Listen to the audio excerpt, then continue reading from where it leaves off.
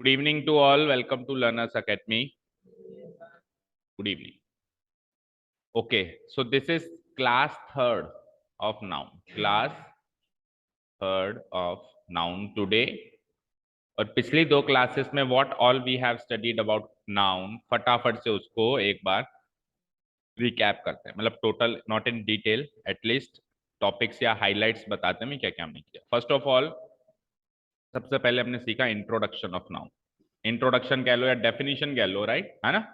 Definition and meaning, definition and meaning of noun. Actually noun क्या चीज है वो हमने सीखी, राइट। और फिर उसके अलग अलग तरीके से डेफिनेशन सीखी। अब वो पूरा डिटेल में नहीं बताएंगे, जिनको भी पुराना देखना है तो they can contact for the video, link ले सकते हो ना पुराने वीडियोस की। सेकंड चीज हमने सीखी वो थी क्लासिफिकेशन, राइट। और फिर क्लासिफिकेशन भी जो हमने देखा वो हमने चार तरीके से देखा। कितने तरीके से? चार तरीके से। First one was general classification. First one was general classification, जिसमें 5 तरह के नाउन आते हैं। कौन कौन से बोलो, देखें कितना याद है पुराना। यार सीक्वेंस में बोलो, ऐसे अल्टप पे कुछ भी बोलोगे ना तो फिर मुझे लगेगा याद नहीं आप। हाँ, proper, common noun, collective noun, abstract last होता है। मटेरियल नाउन, मटेरियल भी दो तरीके से, solid and liquid and abstract noun. बेटा revision is very much very necessary. कोई भी चीज सीखें, ऐसा नहीं है कि हमारे कोर्स का पूरा इतना पार्ट है नहीं, थोड़ा बहुत एक्स्ट्रा है, थोड़ा बहुत हम एक्स्ट्रा सीखते हैं, बट अगर कोई भी चीज सीखनी है तो रिवीजन जरूरी है। एनीथिंग, एनीथिंग भाई, कोई भी ऐसी चीज जो अभी आपके लिए, चलो मान लेते हैं भाई अभी इतना जरूरी नहीं है, आगे तो फायदेमंद होगी ना। अगर आप सीख रहे हो तो फिर अच्छे सीखो, नहीं तो नहीं सीखो। उसके लिए रिवीजन देना पड़ेगा, उसके लिए आपने आपको टाइम देना पड़ेगा कि इस टॉपिक को भी अपन ढंग से देखें, ठीक है ना। फॉर एग्जाम्पल अगर आप कार ड्राइविंग सीखते हो या कोई और भी चीज देख लो, अगर आप कोई भी चीज सीखते हो तो अगर आप सीख रहे हो तो उसको प्रैक्टिस करना जरूरी होगा, नहीं होगा? और अगर नहीं करोगे तो फिर वो सीखा ना सीखा बराबर माना जाता है। जो सीख लिया वो ना सीखने के बराबर होता है, क्योंकि दोबारा जब आज से 2 साल बाद वापस वही चीज सीखेंगे तो वापस शुरू से सीखना पड़ेगा, अगर टाइम टू टाइम प्रैक्टिस नहीं करें तो, है ना। तो जनरल क्लासिफिकेशन में 5 नाउन थे। उसके बाद on the basis of number कितने नाउन थे बोलो?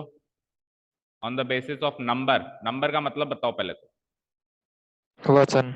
वचन, वचन के हिसाब से कौन कौन से नाउन थे? कौन कौन से? Singular noun, plural noun.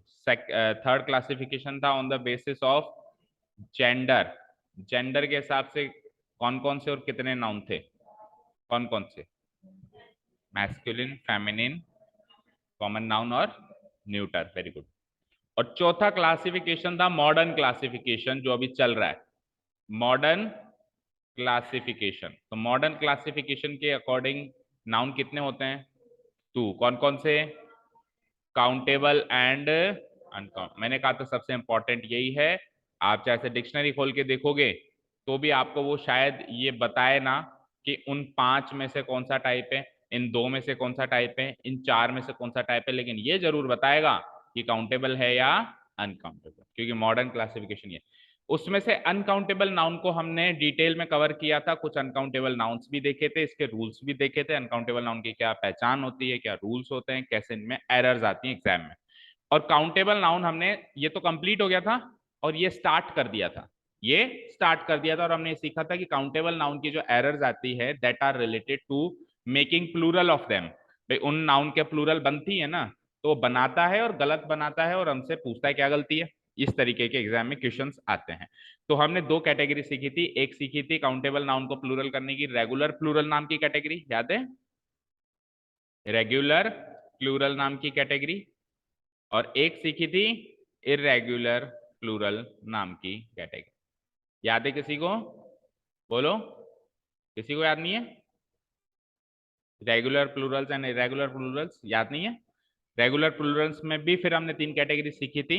अगर X, O, C H, S H, S S और जेड जेड, ये लेटर से अगर कोई नाउन एंड होता है तो उसका प्लूरल होता है ईएस लगा के। सेकंड कैटेगरी थी कि अगर, सेकंड कैटेगरी क्या थी? अगर नहीं, एफ और एफ ही लास्ट कैटेगरी थी। सीक्वेंस में चलो, वाई, वाई से अगर कोई नाउन एंड होता है तो उसका प्लूरल करने के लिए इस वाई को तो हटा देते हैं और क्या लगा देते हैं? आई ई एस। क्या लगा देते हैं? आई ई। और थर्ड कैटेगरी थी कि एफ या फिर एफ ई से अगर कोई नाउन एंड होता है तो उसको हटा के उसको प्लूरल करने के लिए क्या लगा देते हैं, वीएस। तीनों में कुछ एक्सेप्शन भी थे, तीनों में कुछ एक्सेप्शंस भी थे, कुछ एक्स्ट्रा स्पेशल रूल्स भी थे। ठीक है, ये तो था रेगुलर प्लूरल। इरेगुलर प्लूरल में हमने ये सीखा था कि नाउन की स्पेलिंग ही चेंज हो जाती है, नाउन की स्पेलिंग ही चेंज हो जाती है, उसका नाम ही क्या है, इरेगुलर। इरेगुलर यानी असामान्य तरीका, not the Orthodox one. Orthodox तरीका क्या होता है, जो जनरल तरीका अपन यूज करते हैं, वो तो हो गया रेगुलर प्लूरल। उसमें तो एक रूल होता है, कुछ नियम होता है, कुछ कायदा होता है, कुछ कानून होता है। इरेगुलर प्लूरल में कोई कायदा कानून नहीं है, एक नाउन है, उसका प्लूरल क्या है, उसकी स्पेलिंग ही चेंज होकर उसका प्लूरल बनाते हैं हम, और अपने को याद ही रखना पड़ेगा, उसको डे टू डे लैंग्वेज में यूज करो बस, और करेक्ट यूज करो तभी वो याद होगा। जैसे कि मैन का हम प्लूरल बनाते हैं ना, मैन, तो ये इरेगुलर प्लूरल है क्योंकि इसमें स्पेलिंग ही चेंज कर दी ना आपने, समझ गए। और इस तरीके से और भी देख रहे थे, जैसे फूड का फीट, ऑक्स का ऑक्सन। ओके, तो ये सब अभी तक अपन नाउन में सीख चुके हैं। आज अपन यहां से आगे बढ़ेंगे, इरेगुलर प्लूरल के बाद से हम आगे बढ़ने वाले। स्टार्ट करें। और पुरानी वीडियोस प्लीज अगर किसी को चाहिए तो यू कैन कॉन्टैक्ट, मतलब 2 ही क्लासें हुई हैं नाउन की। ये यहां तक हमने कर लिया था ना, चलते हैं आगे। ठीक है, नेक्स्ट कैटेगरी। अब मैं आपसे, एक सेंटेंस है, आज की क्लास को अपन इस स्लाइड से स्टार्ट कर रहे हैं, और स्टार्टिंग में ही आपको क्या देते हैं, एक सेंटेंस देते हैं। इसमें आपको डिसाइड करना है, आपको फिल इन द ब्लैंक दिया है, 2 ऑप्शन दिए हैं कि इसमें इज भरना चाहिए या आर भरना चाहिए। सोच के बताओ क्या भरना चाहिए, इज। अच्छा, इस सेंटेंस का मीनिंग भी समझ में आया सबको, क्या मीनिंग है इसका। वन शीप इज या are grazing in the pasture. Pasture होता है चरागा, पास्चर क्या होता है, चरागा। चरागा समझते हो, जहाँ पे जानवर चरने जाते हैं। आपने देखा होगा कुछ है ना, जैसे अपन कई बार हाईवे पे जयपुर चलते हैं, तो आपने देखा होगा कुछ लैंड का एरिया खाली होता है, उसमें गाय भैंसे चढ़ती रहती है या और जानवर चरते रहते हैं। हाँ, हर जगह नहीं दिखते वो, हर जगह नहीं दिखते कि एक पर्टिकुलर एरिया में ही दिखते हैं, क्योंकि हर जगह तो लोगों के खेत हैं, वो थोड़ा ना चरने देंगे। तो गवर्नमेंट अप्रूव्ड भी होते हैं, कब्जे किए हुए भी होते हैं, छूटे हुए भी होते हैं, कुछ एरिया होता है जिसको कहते हैं पास्चर, जहाँ पे जानवर जाके चरते हैं, इनको बोलते हैं चरागा। क्या कहते हैं, चरागा। एक शीप, शीप मतलब भेड़, भेड़ समझते हो ना। एक भेड़ जो है पास्चर में ग्रेस कर रही है, यानी चर रही है। ग्रेस का मतलब क्या होता है, खाना, मतलब गांव गाय भैंसे जब खाना खाएंगे तो उनको क्या कहेंगे, ग्रेस करना। ठीक है, तो अब बताओ इज आएगा या आर आएगा। इज आएगा, वेरी इजी। ये तो आपने 2 ही मिनट में पकड़ लिया होगा। कैसे कि वन शीप है ना, वन शीप है ना, तो उसकी जगह इजी आएगा सर। आर कैसे आएगा, यस यू आर करेक्ट, कि यहाँ पे हम आर को हटा के इसको सेलेक्ट करेंगे। और अब बताना, अब बताना, अब यहाँ पे 2 फिल इन द ब्लैंक्स। सबसे पहले तो ये डिसाइड करो कि टू के साथ में, वन के साथ में तो शीप था, वन के साथ में शीप था, टू के साथ में शीप होगा या शीप्स होगा, पहले तो ये डिसाइड करो। दूसरी चीज ये डिसाइड करो, फिर ये डिसाइड हो जाए, ये डिसाइड हो जाए तो फिर डिसाइड करना कि इज आएगा या आर आएगा। पहले ये डिसाइड करो, टू शीप, सिप आएगा सर। पहले में क्या आएगा, शीप्स, सिप। शीप। अच्छा, कितने बच्चे मानते हैं कि ये आएगा, शीप आएगा, हाथ खड़े करो। No one. ऑनलाइन स्टूडेंट को मानता है कि शीप आएगा, S S double E P, sheep. हाँ सर, सिप आएगा। अच्छा, और कितने बच्चे मानते हैं कि शीप्स आएगा। सारे बच्चे शीप्स मानते हैं, ओके फाइन। एक्चुअली यहां पर, एक्चुअली यहां पर शीप ही आएगा। क्या आएगा, शीप ही आएगा। ठीक है, अभी खुलासा करेंगे नियम का भी, पहले एक बार सुनते जाओ। तो वन के साथ भी शीप ही आया और टू के साथ भी शीप ही आया। अब डिसाइड करो आगे कि इज लगाऊं या आर लगाऊं, सोच समझ के डिसाइड करो। इज ग्रेजिंग या आर ग्रेज। हाँ जी, ऑनलाइन स्टूडेंट्स बोलो। टू शीप आर आएगा सर। हो गया, ये तो डिसाइड हो गया कि शीप्स नहीं आएगा, शीप आएगा। अब ये डिसाइड करो कि टू शीप के साथ इज ग्रेजिंग या आर ग्रेज। आर आएगा सर। Sir are. बताओ इज आएगा या आर आएगा, आर आएगा। सर आर आएगा। देखिए हमने क्या सीखा है कि ये इज या आर क्या है, वर्ब है। इज या आर क्या है, वर्ब है। हमने क्या सीखा है कि वर्ब सिंगुलर कब होती है, जब सब्जेक्ट सिंगुलर होता है, और वर्ब प्लूरल कब होती है, जब सब्जेक्ट प्लूरल होता है। तो वन शीप का मतलब एक भेड़, टू शीप का मतलब 2 भेड़, तो एक से ज्यादा हो गए ना, बहुवचन हो गया ना, प्लूरल हो गया ना, तो फिर वर्ब सिंगुलर नहीं आएगी, कैसी आएगी, प्लूरल आएगी। यहाँ पे सेलेक्ट तो शीप ही होगा, लेकिन वर्ब जो है इज ना आके क्या आएगी, आर आएगी। ठीक है, आर आएगी। अब उसका कारण सुनो। अब अच्छा चलो मुझे एक चीज बताना, अब यहाँ पे इसी सेंटेंस में डिस्कस करते हैं कि शीप को आप काउंटेबल नाउन में डालते हो कि अनकाउंटेबल में, सोच समझ के बता। काउंटेबल, बट इसका प्लूरल तो वही नहीं। काउंटेबल नाउन क्या होता है, चलो ये बताओ डेफ। जिसका प्लूरल बन जाता है। वेरी गुड, जिसका प्लूरल बन जाता है। तो माखन लाल जी आप बताइए कि यहाँ पे शीप का प्लूरल बना क्या? इसका नहीं सर। नहीं बना। तो यानी कि इसका प्लूरल नहीं बना, तो फिर आपने आर क्यों भरवाया अगर प्लूरल नहीं भरा तो? अगर आपके हिसाब से ये प्लूरल है ही नहीं तो प्लूरल के साथ ही आर आता है। तो टू आ रहा है तो फिर ये प्लूरल बनाना। ठीक है, क्योंकि सर ये दो है। क्या? ये सर दो भेड़िया है इसलिए। ओके चलो सुनो बच्चों, खुलासा करते हैं राज का। तो राज पर से पर्दा हटाते हैं। सबसे पहली बात तो sheep is not an uncountable noun, it is countable noun. It is uncountable noun वो होती है जिसका प्लूरल नहीं बनता है। इसका तो बन रहा है। कैसे पता चला इसका बन रहा है? इससे पहले संख्या लगना इस बात का प्रमाण है, क्योंकि अनकाउंटेबल नाउन से पहले संख्या भी नहीं लग सकती थी। अनकाउंटेबल नाउन का प्लूरल नहीं बनता है, दैट इज फाइन, बट और भी रूल्स थे कि उससे पहले संख्या भी नहीं लग सकती थी। इधर लग रही है, इधर लग रही है, इधर वन लग रहा है, इधर टू लग रहा है, वन टू संख्या ही तो है। तो अगर संख्या लग रही है, ये चीज इस बात का प्रमाण है कि it is not uncountable, it is countable. और काउंटेबल के साथ में सिंगुलर प्लूरल वर्ब दोनों लग सकती है। अगर नंबर सिंगल है तो सिंगुलर वर्ब, अगर नंबर प्लूरल है तो प्लूरल वर्ब। सर पर ये ऐसा कैसा नाउन है कि जिसका प्लूरल बन रहा है तो केवल संख्या से बन रहा है, उसकी स्पेलिंग में डिफरेंस नहीं आता है? तो यहाँ पे इंट्रोडक्शन होता है एक टॉपिक का। चलो पहले इस सेंटेंस का मैं भर के बताऊं, फिर उस टॉपिक का नाम बताता। बोलो, शीप इज या आर इकोनॉमिकली यूजफुल। इकोनॉमिकली का मतलब होता है आर्थिक रूप से। इकोनॉमिकली का मतलब क्या होता है? आर्थिक रूप से।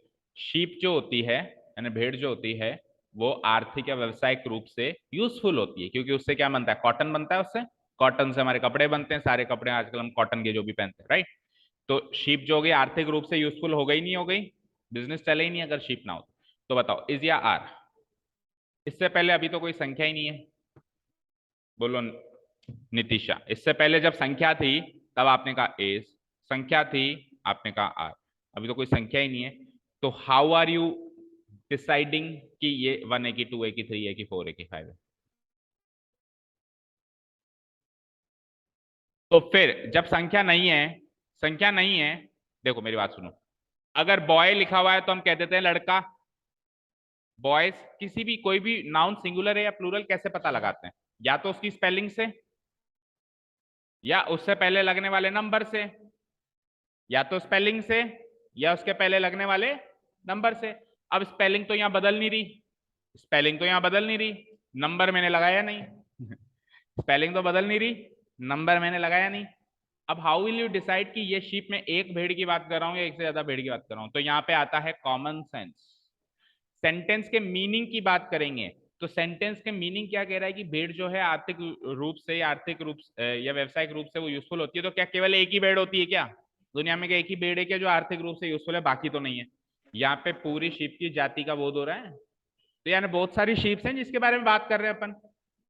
तो we will say sheep are economically useful. ठीक है, तो जब सब कुछ फेल हो जाए तो सेंटेंस का मीनिंग पकड़ना है। That's why I am saying कि कुछ भी कर लो, कुछ भी कर लो, कितनी भी ग्रामर पढ़ लो, जब तक मीनिंग कैप्चर नहीं करोगे ना, ग्रामर के एरर से निकाल सकते। आपकी भूल है, आपकी भूल है कि हमारी स्पीकिंग या हमारा मीनिंग निकालना ग्रामर पे डिपेंड करता है। उल्टा है, हमारी ग्रामर मीनिंग निकालने पे डिपेंड करती है। जितना अच्छा आप सेंटेंस का मीनिंग निकाल पाओगे ना, उतनी अच्छे आप ग्रामर की एरर्स निकाल पाओगे। तो मीनिंग निकालना तो सबसे मस्ट है, वो तो आन सीखना ही पड़ेगा, उसमें कॉमन सेंस भी लगाना पड़ेगा। Is this clear? चलो टॉपिक इंट्रोड्यूस करते हैं। या देखते हैं और कुछ और एग्जाम्पल हैं तो। अच्छा चलो पहले एक बार पूरे एग्जाम्पल्स आएंगे, इसका मतलब तो पूरे एग्जाम्पल्स एक बार रीड आउट कर लेते हैं ना, फिर आएगा topic name. He has 4 offspring, he has 4 offsprings। आपको डिसाइड करना है कि ऑफस्प्रिंग आएगा या ऑफस्प्रिंग्स आएगा। अच्छा ऑफस्प्रिंग का मतलब भी बता दो। Very good, excellent. तो वोकैब अच्छी है, मतलब आपकी बच्चे या वारिस या संतान को ऑफस्प्रिंग कहते हैं। ओके तो अब इस तरीके से जो है वर्ड्स, जो अब ये ज्यादा मुश्किल वर्ड भी नहीं है, देखो एग्जाम में कभी भी बहुत ज्यादा मुश्किल वर्ड नहीं आता जो बिल्कुल ऑक्सफोर्ड डिक्शनरी में से कहीं लिया जो अंग्रेज यूज करते हैं, ऐसा भी नहीं आएगा, और बिल्कुल गया भी तभी नहीं आएगा। ये परफेक्ट एग्जाम्पल है, ऐसे वर्ड आते हैं, ये बीच का वर्ड है, इसको आप आपकी बुक्स में भी देखोगे पाओगे, और आप डे टू डे लैंग्वेज में इसको यूज कर सकते हो। जैसे एग्जामिनेशन फॉर्म होते हैं कई बार, ऐसे कुछ एग्जाम्स होते हैं जो मेरिट लोग भी दे सकते हैं, जैसे गवर्नमेंट एग्जाम से होगा, तो उसमें पूछा जाता है कि कितने नंबर ऑफ ऑफस्प्रिंग या नंबर ऑफ ऑफस्प्रिंग को अभी आपको डिसाइड करना है। तो वहां पे अभी एग्जामिनेशन फॉर्म कोई भर रहा है तो उसको पता होना चाहिए कि मैं क्या भर रहा हूँ, ये संतानों की संख्या भर रहा हूँ कि मेरी कितनी संतान है। कई बार पता ही नहीं होता कि क्या भर रहे हैं, यस नो ऐसे भर देते हैं। हाँ 10 भी भर देता है कोई, तो नंबर ऑफ ऑफस्प्रिंग पता ही नहीं क्या भरा। ओके चलिए अब आप अभी डिसाइड करिए, ही हैज 4 ऑफस्प्रिंग या ही हैज 4 के साथ ऑफस्प्रिंग लगाऊं, ऑफस्प्रिंग ऑफस्प्रिंग्स। तो आपने उससे पता लगा लिया कि ऊपर भी जो है शीप का शीप ही रहा, ऊपर भी जो है शीप का शीप ही रहा, तो यहाँ पर भी ऑफस्प्रिंग रहेगा। ओके फाइन, तो आपने तुक्का ही लगाया पर करेक्ट लगाया। He has 4 offspring. अभी पूरी स्टोरी चलने दो है ना, आगे चलते हैं। तो देखिए यहाँ पे इंट्रोड्यूस हो चुका है topic name. See the topic name, पढ़ो उसको ध्यान से। 0 प्लूरल्स, पहले पढ़ा रेगुलर प्लूरल्स, फिर पढ़ा इरेगुलर प्लूरल्स, अभी क्या है, क्या मतलब होगा 0 प्लूरल्स का। 0 प्लूरल्स, 0 प्लूरल्स मींस ऐसे नाउन जिनका प्लूरल तो हो रहा है, ऐसे मत कहना उनका प्लूरल नहीं हो रहा, क्योंकि अगर उनका प्लूरल नहीं हो रहा होता तो वो अनकाउंटेबल नाउन की कैटेगरी में चल जाए, है तो ये काउंटेबल ही, लेकिन उनका प्लूरल होने के लिए उनका जो स्पेलिंग है या उनका जो रंग रूप है या जैसा भी वो दिख रहे हैं, उनकी शक्ल है, उसमें 0 चेंजेस हो रहे हैं, उसमें कोई चेंजेस ही नहीं हो रहे हैं। शीप का प्लूरल शीप ही हो रहा है, ऑफस्प्रिंग का प्लूरल ऑफस्प्रिंग ही हो रहा है। अगर एक होता तो भी ऑफस्प्रिंग लगाते, एक संतान होती, और 4 संतानें हैं तो भी क्या लगाया, यानी प्लूरल तो बना, 1 से 4 पर तो आई गाड़ी, 1 से 4 पर तो आई, बट ऑफस्प्रिंग से ऑफस्प्रिंग्स में नहीं पहुंची। दैट मीन्स प्लूरल तो हुआ लेकिन प्लूरल होने के लिए चेंजेस कुछ नहीं हुआ, नो चेंज। ना एस लगाना ई एस लगाना, स्पेलिंग बदली, जैसे रेगुलर में एस आई एस लग जाता था, वी ई एस लग जाता था, आई ई एस लग जाता, वो भी नहीं हुआ। इरेगुलर में स्पेलिंग बदल जाती थी, ए का ई का आई ऐसे कुछ हो जाता था, इधर वो भी नहीं हुआ। Is this clear? तो टॉपिक इंट्रोड्यूस हो गया 0 प्लूरल्स। अब इसमें कुछ एक नाउन जो बहुत कॉमनली यूज होते हैं एग्जाम में, उनके बारे में बात करेंगे। तो एक दो तो यूज, और दो तो बता ही चुका हूं मैं, एक तो शीप और एक ऑफस्प्रिंग। ठीक है, एक नाउन सुना है आपने, फिश। फिश क्या मतलब होता है फिश का? आप में से कितने लोग हैं जो फिश का प्लूरल फिशेस बनाते हैं? बोलो, बनाते ही होंगे। नहीं होता, फिश का प्लूरल फिश ही होता है। It also comes under 0 plural category. नहीं पता था ना आज से पहले? ऐसे छोटे छोटे शब्द आते हैं जो एग्जाम में हमारे डे टू डे लाइफ में हमको पता ही नहीं होता है। अब इसको लैक ऑफ इंग्लिश लैंग्वेज नहीं कहेंगे, इसको लैक ऑफ जनरल नॉलेज कहेंगे। ये कौन सी अंग्रेज बना दिया मैंने आपको, फिश का फिशेस बना दिया, कोई अंग्रेज नहीं बना दिया, तो जन जी के पढ़ा रहा हूँ एक तरीके से। तो ये लैक ऑफ जी के ही है, इसको आप नहीं कह सकते कि lack of English knowledge. Okay तो वो नाउन की लिस्ट दे देता हूं मैं एक बार आपको, फिर आगे की बात तब करेंगे। एक होता है डियर, डियर का प्लूरल डियर ही होगा, फिश का प्लूरल फिश ही होगा, शीप, एंड चौथा जो ये हमने ऑफस्प्रिंग सीखा। बोलो डियर का प्लूरल क्या याद रखेंगे, डियर। अच्छा ये DEAR वाला डियर नहीं है, वो डियर होता है प्रिय, वो तो एक सैल्यूटेशन होता है, जैसे हाय हेलो डियर होता है ना। ये डियर एक नाउन है, डियर का मतलब समझ में आता है ना, क्या, हिरण। फिश का मतलब समझ में आता है, इसका प्लूरल फिशेस नहीं करना है नितिशा, हिरण, है ना। फिश का प्लूरल फिशेस आज के बाद नहीं करना है। ओके, शीप का शीप्स भी नहीं करना है, ऑफस्प्रिंग का ऑफस्प्रिंग्स भी नहीं करना है। ठीक है, अब कुछ और सेंटेंस आपके सामने प्रस्तुत है, ये बताना, देखें इसके बेसिस पे, ये भी 0 प्लूरल की कैटेगरी चल रही है बेटा ना। तो ओनली 1 इनिंग, पहले तो इसमें से डिसाइड करो ओनली 1 इनिंग या इनिंग्स, और फिर उसके हिसाब से डिसाइड करना ये हैज या है। तो पहले तो ये डिसाइड करो, चलो केवल इनिंग या इनिंग्स जो भी होता है, इसका मतलब समझ में आया? पारी, कोई भी गेम होता है जिसमें मान लो एक से ज्यादा पारियां, जैसे क्रिकेट मैच होता है उसमें 2 पारियां होती हैं, एक बार एक टीम खेलेगी, बैटिंग करेगी बॉलिंग करेगी, फिर उल्टा हो जाएगा, वो बैटिंग करेगी वो बॉलिंग करेगी। जैसे टेस्ट मैच में 4 पारियां होती हैं, 2 बार वो खेलती है 2 बार। तो ऐसे बहुत सारे गेम्स होते होंगे जिसमें पारी वाइज चलता है सिस्टम एक साथ। जैसे फुटबॉल मैच में कोई पारी नहीं चलती, उसमें तो दोनों टीमें एक साथ ही खेल रही होती, सारे के सारे 11-11 22 प्लेयर टोटल एक साथ ही खेल रहे होते। समझ में बात? तो किसी को इन्फॉर्मेशन दे रहे, सपोज करो किसी ने पूछा इंडिया पाकिस्तान मैच चल रहा है कि क्या हुआ मैच खत्म हो गया, तो यश ने कहा कि नहीं सर अभी तो केवल एक ही इनिंग या इनिंग्स, वो भी यश डिसाइड करके बताएगा, खेली जा चुकी है, बाकी अभी खेली नहीं, बाकी गेम अभी आगे, आधा गेम हो गया, आधा गेम अभी बाकी। तो डिसाइड करो ओनली 1 इनिंग या इनिंग्स। Inning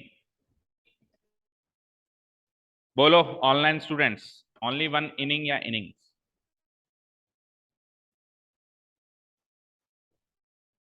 inning.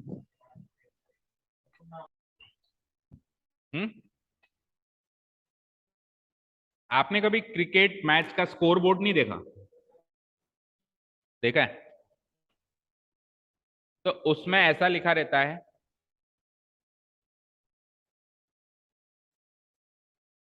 या ऐसा लिखा रहता है, याद करो थोड़ा, फ्लैशबैक में जाओ, कभी तो देखी होगी ये चीज लिखी हुई कहीं। या फिर आजकल तो वो प्रोग्राम आता नहीं है, जब पहले वर्ल्ड कप चलता था तो एक प्रोग्राम आता था एक्स्ट्रा इनिंग्स। एक्स्ट्रा इनिंग्स का मतलब जो वो भाषण देते हैं ना, एक्सपर्ट ओपिनियन देते हैं पीछे से, जब मैच की आधा मैच हो जाता है, पूरा मैच हो जाता है, तो एक्सपर्ट ओपिनियन देने के लिए नहीं पूर्व क्रिकेटर्स को बुलाया जाता है, इसको ऐसे करना चाहिए था, उसको वैसे करना चाहिए था, वो सब एक्स्ट्रा इनिंग्स में आता है ना। तो actually it is not inning, it is innings. अब आप कहोगे सर जीरो प्लूरल चल रहा है, आपने कहा कि प्लूरल ना बनाओ, तो मैं कब कह रहा हूं प्लूरल बनाया है मैंने? अरे उसके सिंगुलर फॉर्म या प्लूरल फॉर्म जो भी फॉर्म है उसमें एस हमेशा लगा हुआ है, तो मैं क्या करूं? क्या? इनिंग कोई वर्ड ही नहीं होता, वर्ड ही इनिंग्स होता है। अब उसकी सिंगुलर प्लूरल दोनों फॉर्म यही है, जीरो प्लूरल है। जीरो प्लूरल का मतलब क्या होता है? जिसमें स्पेलिंग चेंज नहीं होती, जीरो चेंजेस होते हैं। तो जीरो चेंजेस हो रहे हैं ना, एक होगी तो भी इनिंग्स, और एक से ज्यादा होगी तो भी। तो केवल यही कैटेगरी नहीं है कि जिसमें दोनों जगह एस नहीं लगा हुआ है, ये भी एक ऐसी कैटेगरी बनेगी, एक ऐसी कैटेगरी भी बनेगी जिसमें दोनों जगह एस लगा हुआ होता है। इधर तो दोनों जगह एस नहीं है, ना इधर सिंगुलर फॉर्म में एस ना प्लूरल फॉर्म में एस। तो ऐसी कैटेगरी के बारे में भी सीखेंगे जिसमें एस जो है लगा हुआ है, परमानेंट लगा हुआ है। तो यहाँ पे इनिंग्स, तो इनिंग तो गलत हो गया, क्या आएगा?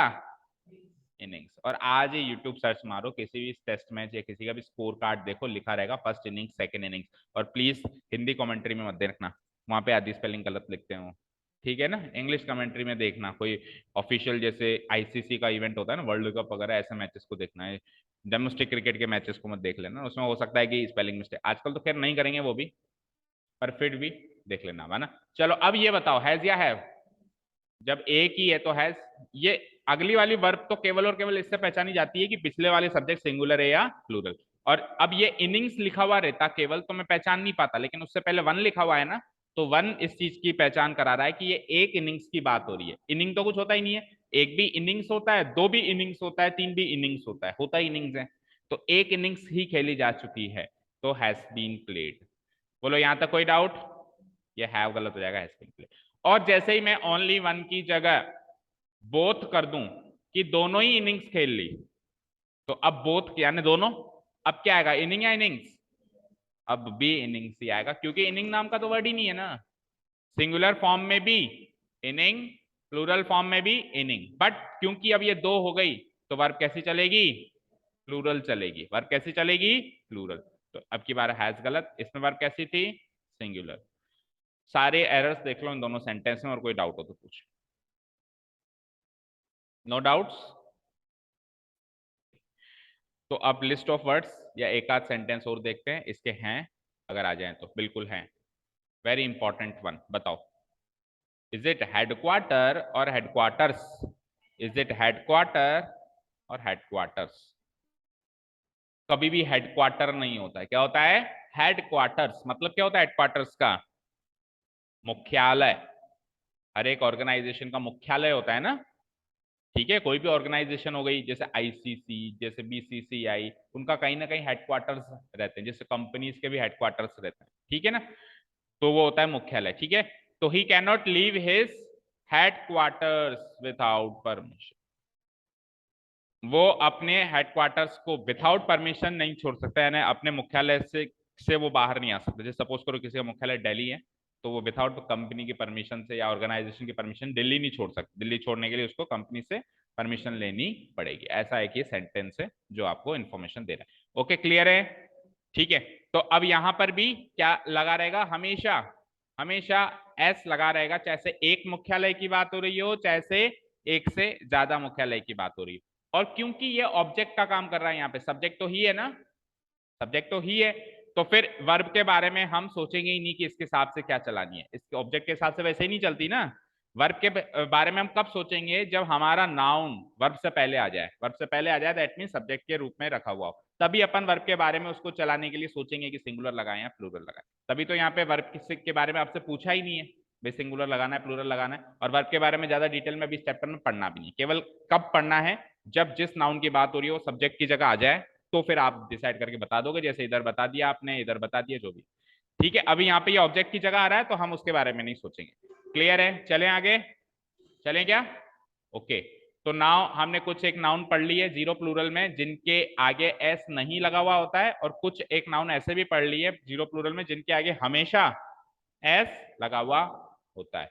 उनमें से पहला नाउन था इनिंग्स, एक आते है word series, species, arms, bellows, headquarter, सबका प्लूरल सेम है। इनिंग्स का प्लूरल इनिंग्स, सीरीज का प्लूरल सीरीज। अच्छा, सीरीज का मतलब श्रृंखला, कहते हैं ना इंडिया पाकिस्तान के बीच में एक सीरीज खेली जानी है, तो वो एक ही खेली जानी है, कभी भी अपन सीरीज बोलते हैं, कभी भी ऐसे बोला है सीरी, सीरी खेली जा रही है, क्यों? एक है तो एस हटाओ ना, क्यों नहीं हटा रहे हो? तो यानी कि ऐसे प्लूरल भी मौजूद हैं, ऐसे वर्ड्स भी मौजूद हैं जो सिंगुलर फॉर्म में भी एस ले सकते हैं, और ऐसे वर्ड्स भी मौजूद हैं जो प्लूरल फॉर्म में भी एस नहीं लेते हैं। वो प्लूरल फॉर्म में भी एस नहीं ले रहे, ये सिंगुलर फॉर्म में भी ले रहे हैं। ठीक है, ओके, कुछ भी हो सकता है। स्पीसीज, स्पीसीज का मतलब होता है प्रजाति, या प्लूरल है तो प्रजाति है, क्योंकि प्लूरल भी हो सकता है इसका, लेकिन होगा उसी फॉर्म में, जीरो प्लूरल है, जीरो चेंजेस के साथ। आर्म्स का मतलब बोलो, no hints, arms.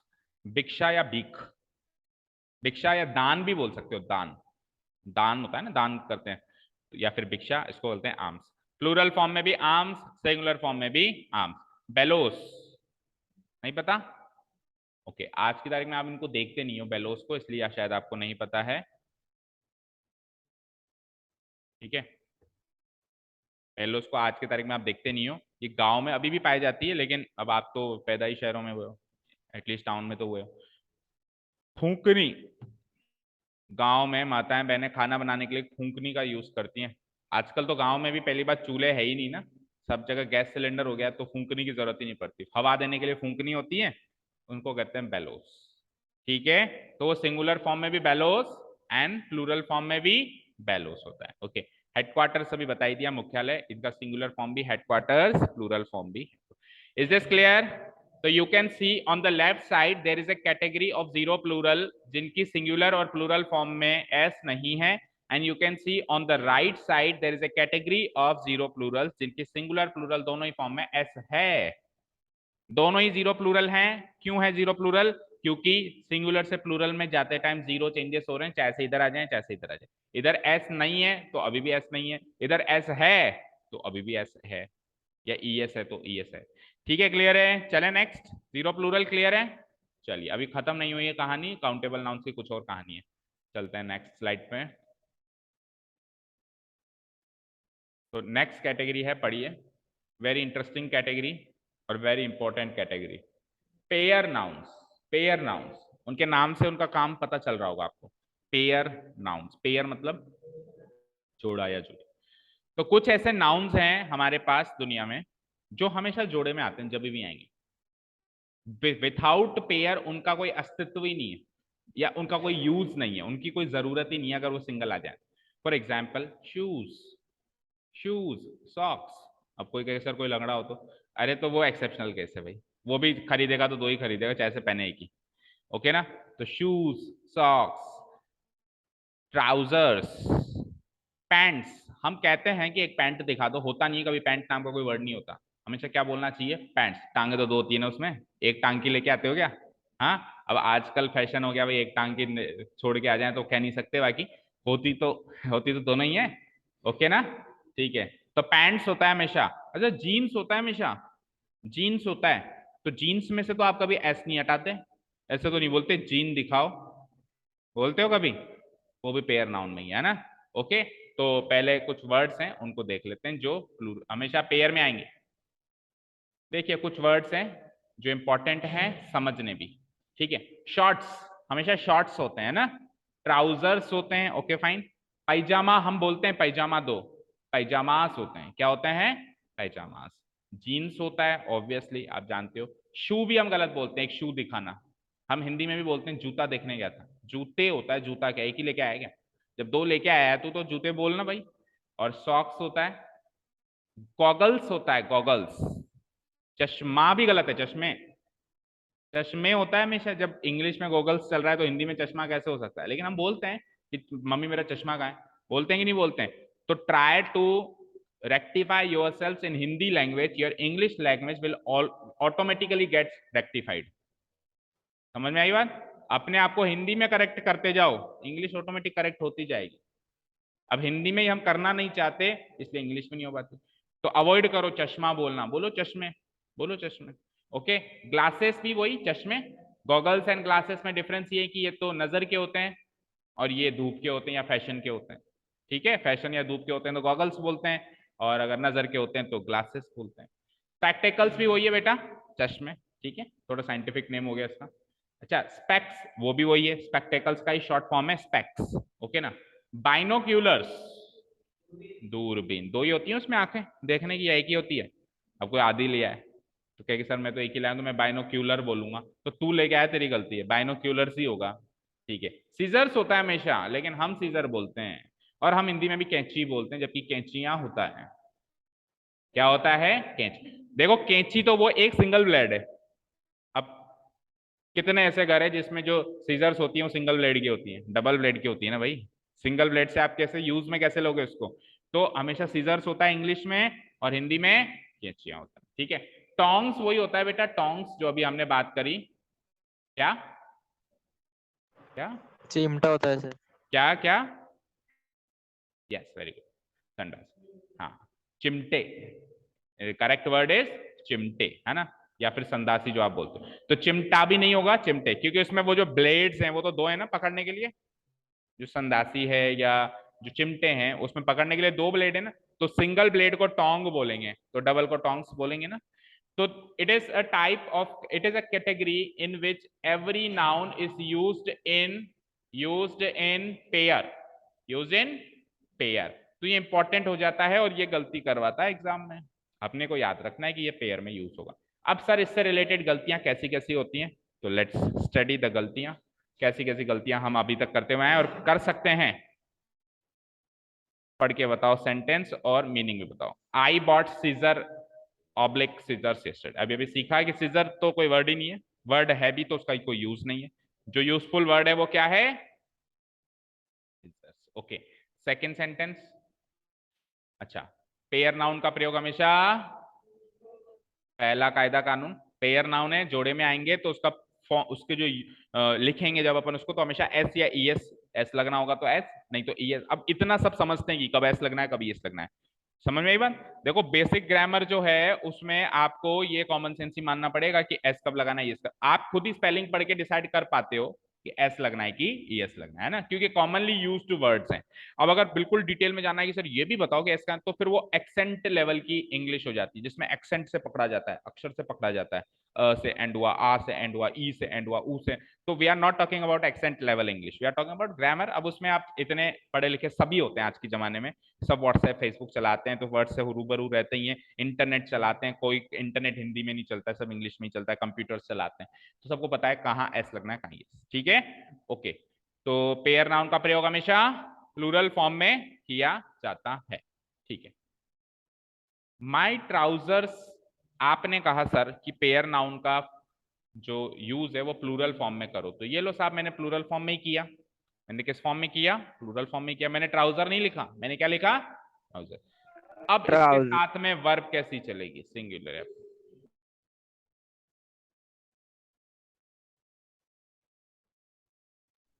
Plural are आएगा सर।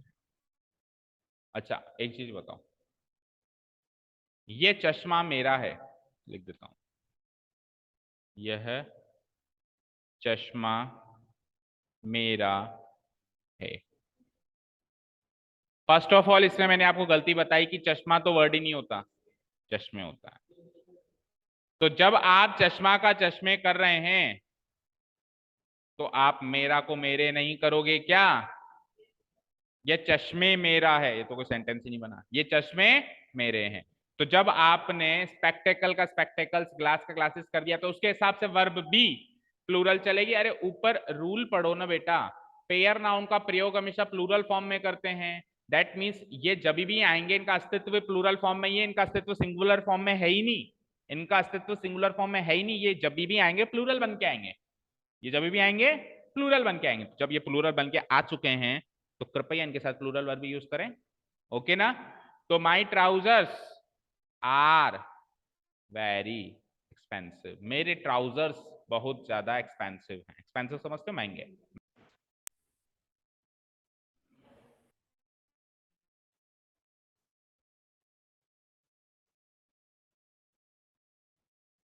Okay clear? माई ट्राउजर्स के आगे क्या लगाएंगे हम? क्या लगाएंगे? इज या आर? आर लगाएंगे। My trousers are very expensive.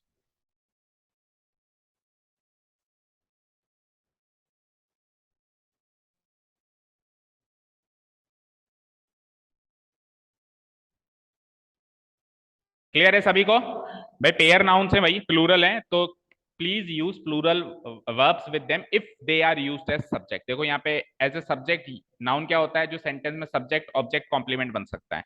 तो अगर ये सब्जेक्ट बनता है तो इसके हिसाब से वर्ब को डिसाइड करना पड़ता है। तो ये सब्जेक्ट बना तो इसके हिसाब से वर्ब डिसाइड कैसे होगी? अगर ये सिंगुलर फॉर्म में बना तो सिंगुलर डिसाइड होगी, प्लूरल फॉर्म में बना तो प्लूरल फॉर्म में डिसाइड होगी।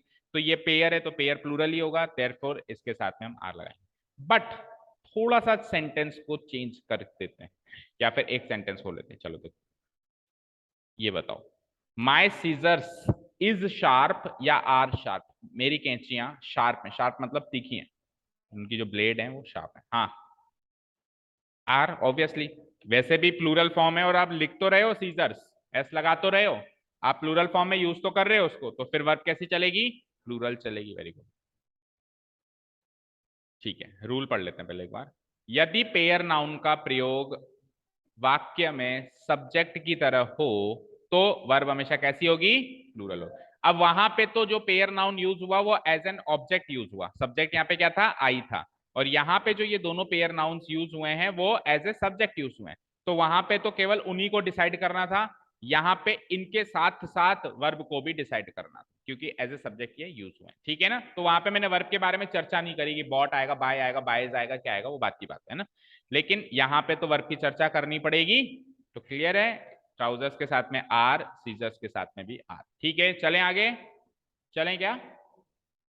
ठीक है, तो अब बताओ, देखें अब थोड़ा कहानी में ट्विस्ट आ गया।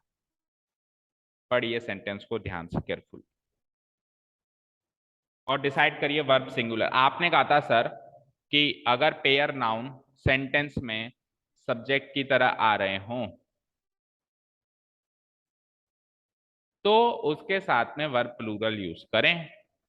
तो you decide whether we should write was और वर। वॉज और वर में कौन सी सिंगुलर है कौन सी प्लूरल, ये तो समझ में आता है? ठीक है, हाँ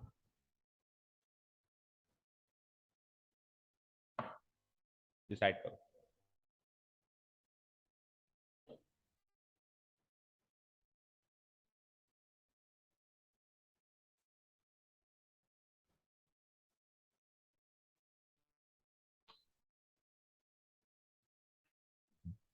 यस, कुछ हुआ डिसाइड?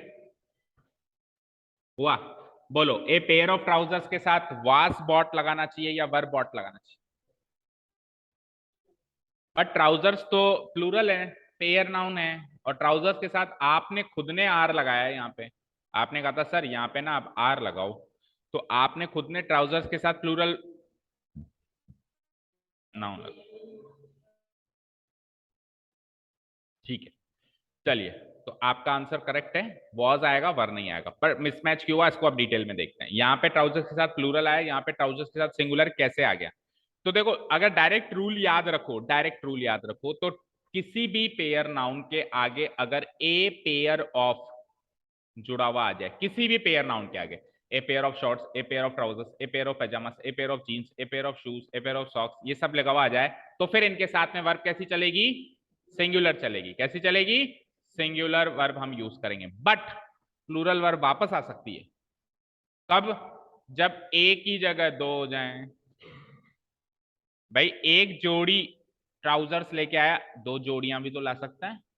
तो कल को अगर मैं ए पेयर की जगह यहाँ पे टू पेयर्स कर दूं, टू पेयर्स ऑफ ट्राउजर्स, तो फिर वापस क्या आ जाएगा, वर आ जाएगा। तो देखो, अगर डायरेक्ट रूल याद करते हैं ना, तो वो रटने जैसा हो जाता है, उसमें फिर अपन वापस गलती करते हैं। क्यों, क्या गलती करेंगे कि हम तो केवल इतना रट लेंगे कि पेयर ऑफ आ जाएगा तो ये कर दो, लेकिन पेयर ऑफ से पहले क्या आ रहा है, ए आ रहा है, टू आ रहा है, थ्री आ रहा है, फोर हो रहा है, फिर वो भी रटें। तो इसलिए अब जेन्युइन रूल की बात करते हैं, जेन्युइन रूल की तरफ चलें, जिससे आप कभी गलती कर ही नहीं सकते। देखो बेटा, कभी भी एक इंग्लिश का सेंटेंस होता है ना बेटा, एक सेंटेंस देता हूं, ध्यान से देखो। The button of the shirt of Ram is missing. Sentence का मीनिंग समझ में आएगा सब, पढ़ के बताओ क्या मीनिंग है। राम की शर्ट का बटन मिसिंग है, खो गया है, कहीं गिर गया है, लगा हुआ नहीं है उसकी शर्ट में। ओके, तो क्या इसमें सोच के बताना, मिसिंग कौन है, क्या राम मिसिंग है, क्या राम खो गया। अच्छा, तो राम की शर्ट खो गई, तो क्या खोया, तो आपने क्या नोटिस किया कि जब देखो, बटन भी एक नाउन, शर्ट भी एक नाउन, और राम भी एक नाउन, तीन नाउन मौजूद है यहाँ पे, लेकिन जो एक्चुअल बात कही जा रही है वो बटन की कही जा रही है, शर्ट की नहीं कही जा रही है, राम की नहीं कही जा रही। तो आपने क्या नोटिस किया कि अगर दो या दो से ज्यादा नाउन को प्रीपोजिशन से जोड़ा गया है, ऑफ प्रीपोजिशन, ऑफ प्रीपोजिशन, जैसे एक नाउन उसको एक प्रीपोजिशन से जोड़ दिया, फिर दूसरा नाउन, फिर अगेन एक प्रीपोजिशन से जोड़ दिया, फिर तीसरा नाउन, फिर चौथा नाउन, ऐसे जोड़ते गए जोड़ते गए जोड़ते गए। तो एक्चुअल जो नाउन है इसमें जिसके बारे में बातचीत हो रही है वो सबसे पहला वाला नाउन होगा, बाकी सब तो उसकी एक्स्ट्रा इंफॉर्मेशन दे रहे हैं। मिसिंग तो बटन है, वो बटन शर्ट का है, वो शर्ट राम की है, तो shirt and Ram are the extra things, secondary things. Primary thing तो वो बटन है जिसके बारे में बातचीत हो रही है। बात यहाँ पे शर्ट की हो ही नहीं रही है, राम की भी थोड़ा बात हो रही है, फोकस तो बटन पे किया जा रहा है। समझे, क्लियर।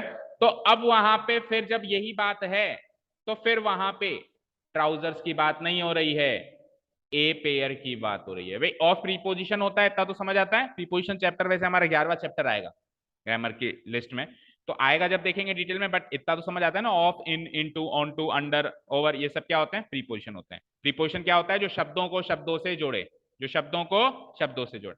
तो ए पेयर को ट्राउजर से जोड़ने वाला ये शब्द क्या है, प्रीपोजिशन है। तो अभी अभी हमने क्या सीखा कि दो शब्दों, दो नाउन को अगर प्रीपोजिशन से कनेक्ट किया जा रहा है, तो सबसे मेन नाउन कौन सा है जिसके बारे में बातचीत हो रही है, मेन सब्जेक्ट कौन सा है उसमें से, मेन सब्जेक्ट कौन सा है बोलो, ए पेयर, जो सबसे पहला वाला है, जो सबसे पहला वाला है। तो ए पेयर इसमें मेन नाउन है जिससे वर्ब चलेगी। तो ए पेयर मतलब एक जोड़ा, तो एक जोड़े के हिसाब से वो कैसी चलेगी, सिंगुलर। तो आप ऐसे जेन्युइन रूल याद रखोगे तो आपको रटने की जरूरत नहीं है कि पेयर लगना है तो क्या करें और पेयर हटना है तो क्या करें। समझे, क्लियर है। आप ए पेयर ऑफ को जब हटा देते हो तो अब एक ही नाउन है तो यही सब्जेक्ट बनेगा, तो फिर वर आएगा।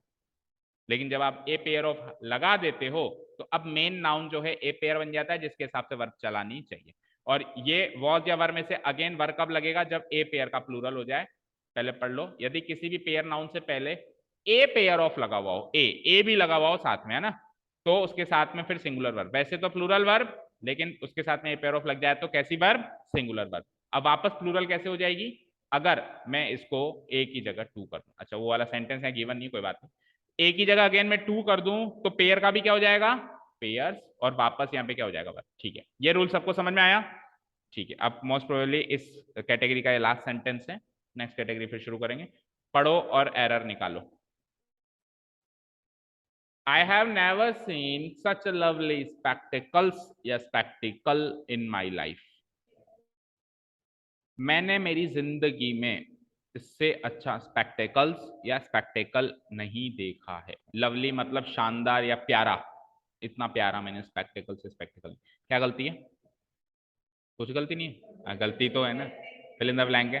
क्या होगा, स्पेक्टेकल्स या स्पेक्टेकल? बोलो प्रियांशु।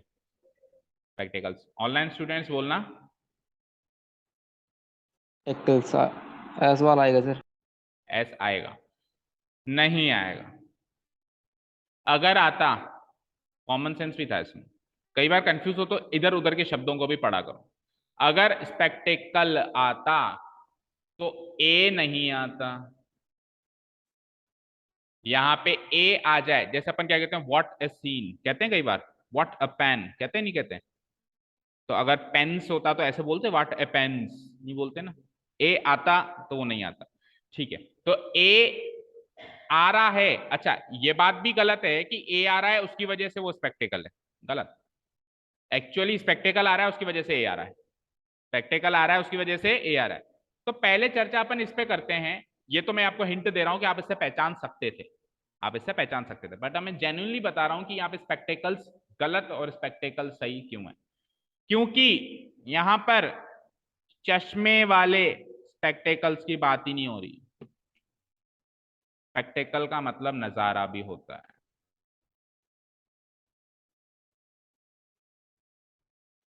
ठीक है, सीनरी या सीन या दृश्य। अब क्या होता है कि एक ही मीनिंग के जब दो शब्द हैं तो फिर पता लगाना मुश्किल हो जाता है कि ये वाला शब्द आएगा, ये वाला शब्द आएगा, या सेंटेंस में किस शब्द के बारे में बताया जा रहा है। तो फिर अपने को, मैंने क्या कहा, सेंटेंस का मीनिंग एज ए होल पकड़ना है। मैंने अपनी जिंदगी में इतना प्यारे चश्मे नहीं देखे। चश्मे प्यारे कैसे होंगे? चश्मों से कोई प्यार हो सकता है क्या? हाँ, ये जरूर कहेंगे कि, लेकिन ज्यादा अप्रोप्रिएट कौन सा है? चलो, सोमेगरी हो सकता है, मैं तो सुंदर है, ठीक है मान ली, लेकिन ज्यादा अप्रोप्रिएट कौन सा है? आप दोनों सेंटेंस अपने मन में दोहराओ। यार कितना सुंदर या कितना प्यारा नजारा है, यार कितने सुंदर प्यारे चश्मे हैं। अब पेयर करो, ज्यादा वजन कौन सा रखता है नजारा? मैंने अपनी जिंदगी में नहीं देखा। अच्छा चलो, प्यारे चश्मे लेकिन जिंदगी में नहीं देखे, ऐसा क्या है ना, हीरे मोती जड़े हुए हैं। हाँ, लेकिन ये सेंटेंस नजारे के लिए फिर भी कहेंगे। जैसे अपन कैसे आउट स्टेशन, हिल स्टेशन पे जाते हैं, आउटिंग करते हैं कभी, तो कहते नहीं यार इतना सुंदर नजारा तो कभी नहीं देखा। लेकिन चश्मे के लिए आप खुद ही डिसाइड करो। आज से पहले जिंदगी में आपने ये सेंटेंस तो बोला होगा 100%, इतना सुंदर नजारा तो नहीं देखा है कभी, लेकिन आपने ऐसा सेंटेंस नहीं बोला होगा कि इतना सुंदर चश्मे नहीं देखे। नहीं बोला है ना? बोलो, जब आपने ही नहीं बोला है दैट मीन्स नहीं बन सकता वैसा सेंटेंस। ओके, क्लियर है? Is this clear? तो अगर स्पेक्टेकल का मीनिंग ही कुछ अलग है तो फिर अब सुनो, अब सुनो, जब स्पेक्टेकल का मीनिंग नजारा से है तब वो स्पेक्टेकल भी चलेगा और स्पेक्टेकल्स भी चलेगा, क्योंकि एक नजारा तो स्पेक्टेकल, एक से ज्यादा नजारे, दो नजारे स्पेक्टेकल्स, दोनों चलेंगे, सिंगुलर भी चलेगा प्लूरल भी चलेगा। बट अगर स्पेक्टेकल का मीनिंग वहां पे नजर के चश्मों से है तब केवल और केवल क्या चलेगा? केवल और केवल क्या चलेगा? स्पेक्टेकल्स चलेगा, फिर स्पेक्टेकल नहीं चलेगा। ठीक है, इज दिस क्लियर? ठीक है, फिर इसमें बता दो, देखें। She has misplaced her spectacle या spectacles, so she is reading books with great difficulty. Meaning पकड़ा तभी पकड़ा ना, अगर मीनिंग नहीं पकड़े तो डिसाइड कर सकते हो क्या? मैंने कहा कि सेंटेंस को केवल इतना पढ़ो और बताओ, कुछ ही नहीं बता सकते हम। अगल बगल का मीनिंग पकड़ना पड़ेगा, यही है मॉडर्न ग्रामर। ट्रेडिशनल ग्रामर हुआ करती थी कि टू द रूल स्ट्रिक्ट ही बात किया कही जाती थी, लेकिन ऐसा 20 से 25 साल पहले हुआ करता था। आज मॉडर्न ग्रामर चलती है बेटा, मीनिंग पकड़ना पड़ता है सेंटेंस का, एग्जाम में भी वैसे ही आती है। Okay, she has misplace, misplace मतलब गुमा देना या खो जाना। उसने अपना नजारा खो दिया, ऐसा तो बनेगा नहीं, उसने अपने चश्मे खो दिए, उसने अपने चश्मे खो दिए। और आगे भी तो पढ़ो, इसीलिए उसको बुक्स पढ़ने में डिफिकल्टी हो रही है। बुक्स पढ़ने में डिफिकल्टी हो रही है तो 100% श्योर हो गया कि चश्मे गुम हुए। ओके, तो यहां पे मैंने क्या कहा था, जब ऊपर वाले ये स्पेक्टेकल्स पेयर नाउन की बात हो रही है, चश्मे वाला नाउन ही पेयर नाउन है, नजारे वाला नाउन पेयर नाउन नहीं है। तो फिर हम क्या करेंगे, ये तो पेयर नाउन है, और ये तो कोई नाउन ही कोई दूसरा हो गया, तो यहाँ पे स्पेक्टेकल आएगा। Is this clear? चलें आगे, बढ़ते हैं हम आगे। ठीक है, अब नेक्स्ट कैटेगरी पढ़ो, कंपाउंड नाउन्स। तीसरी कैटेगरी चल रही है आज की। पहले जीरो प्लूरल सीखा, जीरो प्लूरल के बाद पेयर नाउन सीखे, और अभी कंपाउंड नाउन्स है ना। कंपाउंड का मतलब क्या होता है? कंपाउंड मिक्सचर या संयुक्त। मिश्रण, मिश्रण दो या तीन चीजों का मिक्सचर या मिश्रण। जैसे आपके केमिस्ट्री और साइंस में भी कंपाउंड्स बनाते हो ना, ठीक है। या फिर अपने घरों में भी एक एरिया होता है जिसको कहते हैं कंपाउंड। कंपाउंड में जाके खेलो कहते हैं कई बार बच्चों को। जो अमीर लोग होते हैं वैसे कहते हैं, अपन तो ऐसे कहते हैं वरांडे में जाके चल जा, वहां खेल ले, हॉल में चल जा, है ना। अमीर लोग कहते हैं कंपाउंड में जाके खेलो। कंपाउंड का मतलब होता है जहां पे दो तीन रास्ते जाके मिल गए, दो तीन रास्ते आके मिल गए। जैसे मान लो एक घर में चार कमरे, एक इधर एक इधर एक इधर, चारों जहां खुल रहे हैं, चारों का गेट जहां खुल रहा है उसको कंपाउंड कहेंगे। उसको क्या कहेंगे? कॉरिडोर भी बोलते हैं। ऑफिस में उस चीज को कॉरिडोर्स बोलते हैं, और किसी और जगह कंपाउंड। कंपाउंड समझ में आ गया? कुल मिला के ओके। तो कंपाउंड नाउन्स का मतलब भी बता दो। ऐसे नाउन जो कंपाउंड है, जो दो या तीन नाउन का मिश्रण है। दैट मीन्स अभी तक अपन ने जितने भी नाउन सीखे वो वन वर्ड नाउन थे। वो क्या थे? अभी ट्राउजर सीखा, एक ही वर्ड है। ये स्पेक्टेकल सीखे, एक ही वर्ड है। इससे पहले डियर, फिश, ऑफस्प्रिंग्स, ये सब सीखे, इसे एक ही वर्ड था। हेडक्वार्टर्स, हेडक्वार्टर्स कितना बड़ा वर्ड था, लेकिन था तो एक ही वर्ड, स्पेस थोड़ा आ रहा था बीच में कहीं। अब नाउन सीखेंगे जो मोर देन वन वर्ड के होते हैं। कलेक्टिव नाउन तो ग्रुप है बेटा, कलेक्टिव नाउन तो एक्चुअल में उन व्यक्तियों या वस्तुओं का ग्रुप है। ये एक ही व्यक्ति या एक ही वस्तु है, ये ग्रुप नहीं है। बट इसको लिखने के लिए एक शब्द काफी नहीं चलता है, इसको लिखने के लिए एक से ज्यादा शब्दों की जरूरत होती है। आपको क्या ऐसे भी नाउन होते हैं? बिल्कुल होते हैं। अभी देखना, अभी देखना, ब्रदर इन लॉ का मतलब क्या होता है? बहुत सारे मीनिंग हो सकते हैं वैसे तो। ब्रदर इन लॉ का मतलब साला भी होता है, ब्रदर इन लॉ का मतलब देवर भी होता है, नहीं मामा तो अंकल होता है। ब्रदर इन लॉ का मतलब देवर भी होता है, ठीक है। ब्रदर इन लॉ का मतलब साला भी हो गया। तो वैसे जैसे हिंदी में क्या होता है, हमारे हिंदुस्तान में रिश्ते बिल्कुल प्रिसाइज होते हैं कि मौसी की लड़की, मामा की लड़की। हाँ, इंग्लिश में सब कजिन होते हैं वो ज्यादा रिश्तेदारी में पड़ते ही नहीं है, उनका मतलब ही नहीं ज्यादा रिश्तेदारी इतनी होती नहीं है उनको, उनकी बिल्डिंग के नीचे क्या हो रहा है वही पता नहीं रहता। ओके ठीक है, तो ब्रदर इन लॉ का मतलब तो समझ में आ गया। अब आप ब्रदर इन लॉ यानी साला, एक ही है ना, एक ही है ना, ग्रुप है क्या कोई? तो कलेक्टिव थोड़ा ना हुआ। लेकिन इसको लिखने के लिए कितने शब्दों का इस्तेमाल हुआ? Brother in law. एक नाउन, एक प्रीपोजिशन और एक दूसरा नाउन, दो नाउन और एक प्रीपोजिशन से मिलके एक नाउन बनाए, तो दो या तीन शब्दों का मिश्रण हो गया। इसलिए इसको क्या कहेंगे बेटा? Compound noun. क्या कहेंगे इसको? मिश्रित नाउन या कंपाउंड नाउन, ठीक है। और अब तो समझ में आ गया ना। तो ब्रदर इन लॉ आ गया, तो फिर sister in law. Sister in law का मतलब बताओ? साली हो जाएगा अगर लड़के के हिसाब से, लड़के के नजरिए से देखें, और लड़की के नजरिए से देखें देवरानी, ननद भी हो सकती है। Sister in law can be देवरानी एंड ननद एज वेल। तो फिर brother in law, brother in law जीजा भी हो सकता है। ब्रदर इन लॉ क्या होगा? जीजा जी भी होंगे, और आपके देवर भी होंगे, ठीक है ना, और साला भी हो सकता है। ओके भाई, चलिए नेक्स्ट। फादर इन लॉ, ससुर जी ऑब्वियसली, है ना। मदर इन लॉ, सासू माँ, ओके। एडिटर इन चीफ, मुख्य संपादक। एडिटर क्या होते हैं? जो संपादक होते हैं, जो मीडिया वाले होते हैं, लिखने वाले होते हैं। एक्चुअली एडिटर क्या होते हैं? लिखने वाले। और लिखने वाले जनरली जो होते हैं प्रेस के होते हैं, बट जरूरी नहीं है, कुछ लोग बुक्स भी लिखते हैं तो वो एडिटर हैं। जैसे आपकी जो बुक्स लिखी हुई है उसमें आप देखोगे तो एडिटर का नाम लिखा रहता है, अभी किसने बुक लिखी है ना, राइटर भी बोलते हैं जिसको, ठीक है। तो एडिटर इन चीफ, मान लो कोई ऑर्गेनाइजेशन है, वहां पे बहुत सारे एडिटर्स हैं, उनमें मुख्य जो एडिटर है, चीफ एडिटर है, उसको क्या कहेंगे? एडिटर इन चीफ या चीफ एडिटर भी बोल सकते हैं। तो ये भी मुख्य संपादक, आदमी तो एक ही है ना, एक ही नाउन है ना वहां पे मौजूद, लेकिन उसको लिखने के लिए तीन शब्दों का प्रयोग किया गया। कमांडर इन चीफ, आर्मी में होता है कमांडर इन चीफ, है ना। कमांडर इन चीफ यानी ये भी तीन शब्दों से बना हुआ है, ठीक है। और सुनो, गर्ल स्टूडेंट, गर्ल स्टूडेंट, वो स्टूडेंट भी है और गर्ल भी है, तो इसको हिंदी में क्या कहेंगे? छात्रा। हिंदी में क्या कहेंगे? छात्रा। बॉय स्टूडेंट को छात्र, तो है तो एक ही नाउन। हिंदी में देखो एक ही वर्ड आ रहा है, लेकिन इंग्लिश में इसको बोलने के लिए दो शब्द हैं। अभी केवल स्टूडेंट बोलूं तो क्लियर थोड़ा होगा कि बॉय की गर्ल है, तो बोलना पड़ेगा बॉय स्टूडेंट या गर्ल। सिमिलरली मैन टीचर और वुमेन टीचर, तो मैन टीचर का मतलब शिक्षक और वुमेन टीचर का मतलब शिक्षिका, कंपाउंड नाउन बन गए। ओके ठीक है, अब इन सबका प्लूरल करना है अपने को। भाई अपने को मेन चीज जो सीखनी है ना आज की क्लास में, वही सीखनी है कि प्लूरल करने में क्या क्या कॉम्प्लिकेशंस आती है, जैसे जीरो प्लूरल को प्लूरल कैसे किया, पेयर नाउन के प्लूरल में क्या क्या। तो अभी कंपाउंड नाउन तो पता चल गया कौन कौन से हैं, लेकिन इन कंपाउंड नाउन का क्या करना है, अभी प्लूरल करना है सभी का। तो बोलो ब्रदर इन लॉ का plural, any idea? Brother in law का प्लूरल एनी आइडिया? ये जो लिखा है करेक्ट है क्या, चेक करो। ब्रदर इन लॉज लगता है सर। गलत है, क्या होना चाहिए? Brothers in law. क्या होना चाहिए?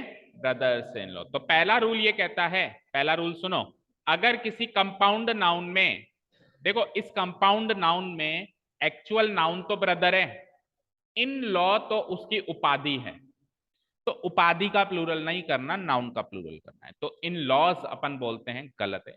Brother in, brothers in law plural करो तो आप नाउन का प्लूरल करो, उपाधि विल रिमेन सेम।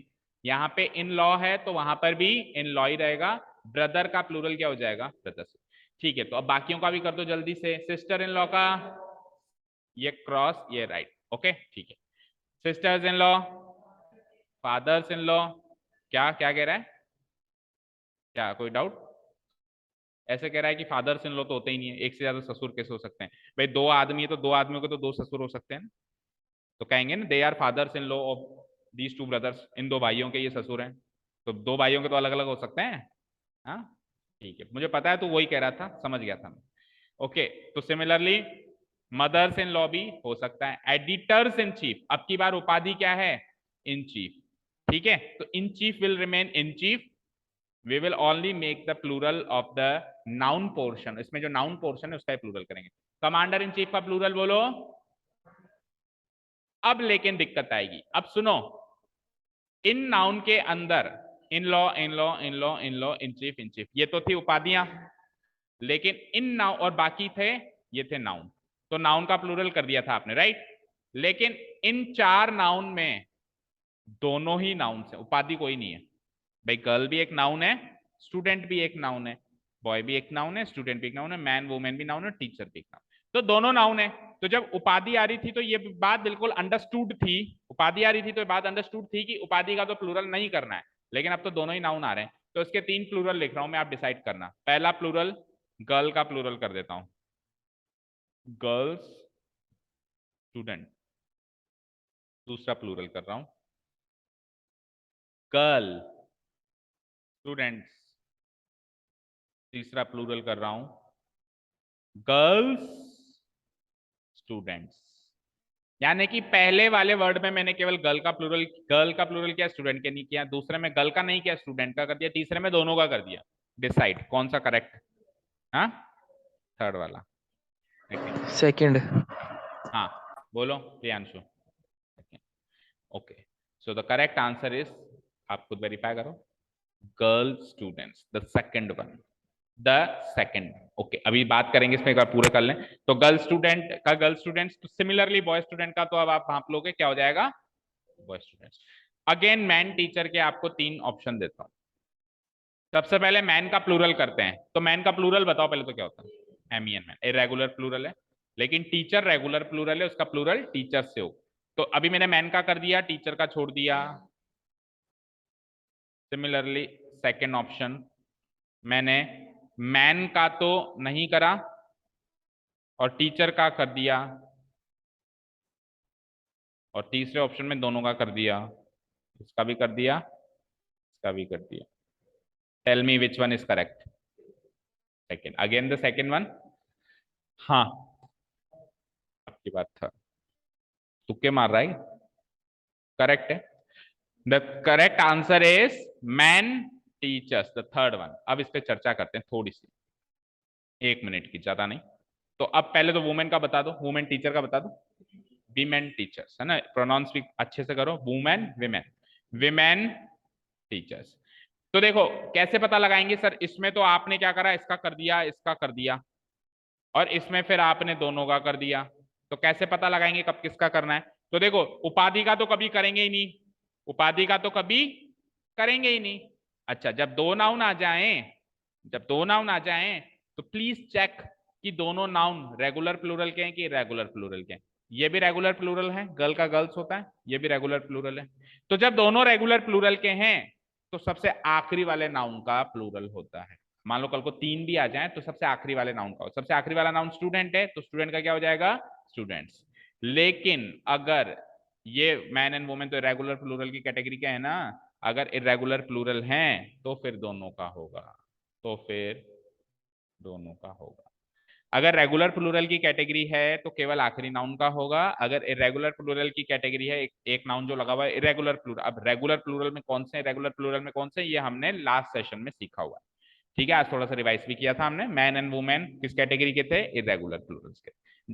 मतलब पता है ना, जिनका प्लूरल करने के लिए स्पेलिंग बदल जाती है वो इरेगुलर है। तो अगर ऐसे नाउन है तो उनकी स्पेलिंग भी बदलनी पड़ेगी, उनका प्लूरल करना पड़ेगा, और जो रेगुलर कैटेगरी का उसका भी करना पड़ेगा। Is this clear? ठीक है, तो ये थे हमारे कंपाउंड नाउन्स, ये थे हमारे कंपाउंड। देखते हैं इस पे कुछ सेंटेंस भी हमारे पास। Please find the errors. मतलब अभी जो हमने नाउन लिखे उसके एरर्स नहीं है, लेकिन ये कंपाउंड नाउन्स की एरर्स है ना। Please give me a 50 rupees note. Decide करो क्या गलती है इसमें। अच्छा मीनिंग समझ आया? अच्छा मीनिंग तो समझ आया क्या? क्या?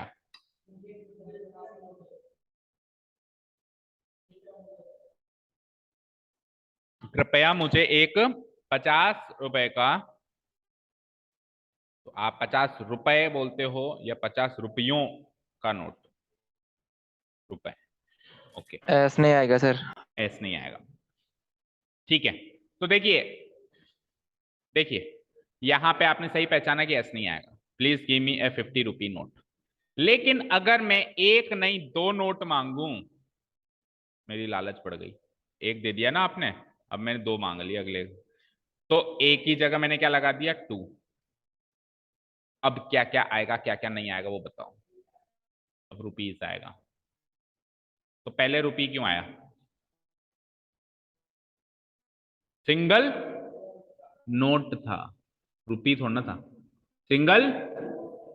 तो अब दो नोट है तो फिर प्लूरल नोट का करो ना। खुद ही तो कह रहे हो आप, सिंगल नोट था, दो नोट थे, तो फिर प्लूरल नोट का करो ना। यानी कि चाहे से एक हो या दो हो, रुपी ही आएगा, रुपी ही आएगा। ये तो गलत था ही सही, लेकिन अगर मैं ए का टू कर दूं ना तो भी तो भी तो भी रुपी ही आएगा। प्लूरल होगा, मानता हूं प्लूरल होगा, बट नोट का होगा, नोट। भाई आप दो क्या मांग रहे हो, 2 रुपए थोड़ा मांग रहे हो, दो तो नोट मांग रहे हो, वो दोनों नोट 50 के होने चाहिए। तो ऐसे कंसीडर कर सकते हैं कि 50 रुपया तो यहाँ पे इसकी उपाधि है, और उपाधि का प्लूरल नहीं करते, एक्चुअल जो चीज है उसका प्लूरल करते हैं, क्योंकि वो रुपीस है, क्योंकि वो रुपीस है। और जब 1 रुपया होता है तो उसकी शॉर्ट फॉर्म आर ही होती है, री वन होता है, री वन, क्योंकि इसका मतलब है रुपी वन। और 2 रुपीज होता है तो रुपीज टू, क्योंकि इसकी फुल फॉर्म है रुपीज टू। तो जब अगर आप 1 रुपया बोलोगे तो शॉर्ट में आर एस नहीं बोलोगे, आर ई बोलोगे। और अगर एक से ज्यादा रुपया बोलोगे तब आप आर एस बोलोगे। और एक से ज्यादा रुपया ही होता है हमेशा, 1 रुपया क्या तो जिक्र बहुत कम होता है। कभी हुआ हो तो री वन बोल देना, उस रुपीज वन मत बोलना। ओके, यहां तक क्लियर है? चलिए तो एक बार इस रूल को कंप्लीट करते हैं। प्लीज गिव मी 5, 5 मांग ली मैंने, ज्यादा ही लालच पड़ गई। तो क्या चेंजेस हो जाएंगे? पहली बात तो उसमें क्या गलती है, एस हटा देना। और अब ए की जगह 5 हो गया ना, तो ये 50 रुपी तो 50 रुपी रहेगा। नोट का क्या हो जाएगा, यानी इधर एस हटेगा, इधर एस लगेगा। ये दोनों से, ये दोनों काम करते ही दोनों सेंटेंस विल बी करेक्टेड, दोनों सेंटेंस रेक्टिफाई हो गए। ठीक है, चलो। अच्छा एक चीज और, उसी सेंटेंस इस पे एक बार इसको पेंडिंग छोड़ो, अभी एक और बात करते हैं इस पे। मैंने तीसरा सेंटेंस भी लिख लिया, अब बताना। Please give me 50 rupees. अब क्या ये एस हटेगा या लगेगा, क्या होगा? नहीं हटेगा सर। नहीं हटेगा, क्योंकि अब मैं 50 रुपए मांग रहा हूं।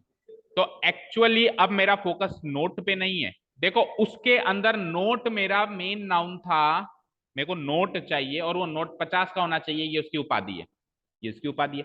यहाँ पे मुझे एक्चुअल चीज ही रुपए चाहिए, यानी यहाँ पे एक्चुअल नाउन ही रुपी है और वो 50 है, और वो 50 है तो प्लूरल है, तो प्लूरल है तो प्लूरल फॉर्म में ही लिखेंगे ना। अगर संख्या प्लूरल लगाते हैं नाउन से पहले, जैसे ए बॉय की जगह टू कर देंगे तो टू बॉय का बॉयस करना पड़ेगा। तो वैसे अगर संख्या में 50 यूज कर रहा हूं तो रुपीज। तो बहुत फूंक फूंक के कदम रखना है, बिल्कुल चीजें रट नहीं लेनी है कि रुपीज तो होता ही नहीं है। ऐसा नहीं कहा मैंने रुपीज तो होता ही नहीं, हो रहा है देखो भाई। अगर वो उपाधि की तरह यूज हो ना बेटा, तब नहीं होता है, तब उसका प्लूरल नहीं होता है। जब वो खुद एक्चुअल नाउन की तरह यूज हो तो उसका प्लूरल रुपीज बनेगा। क्लियर? ओके, चलिए। The doctor has recommended him a 2 miles walk every morning. Doctor ने उसको रेकमेंड किया, रेकमेंड करने का मतलब उसको सुझाव दिए, सलाह दिया, या एक तरीके से सिफारिश करिए इस चीज की। किस चीज की सिफारिश करिए? कि आप हर मॉर्निंग 1-2 मील की वॉक यानी कि दौड़ तो लिया करो या किया करो। क्या गलती है?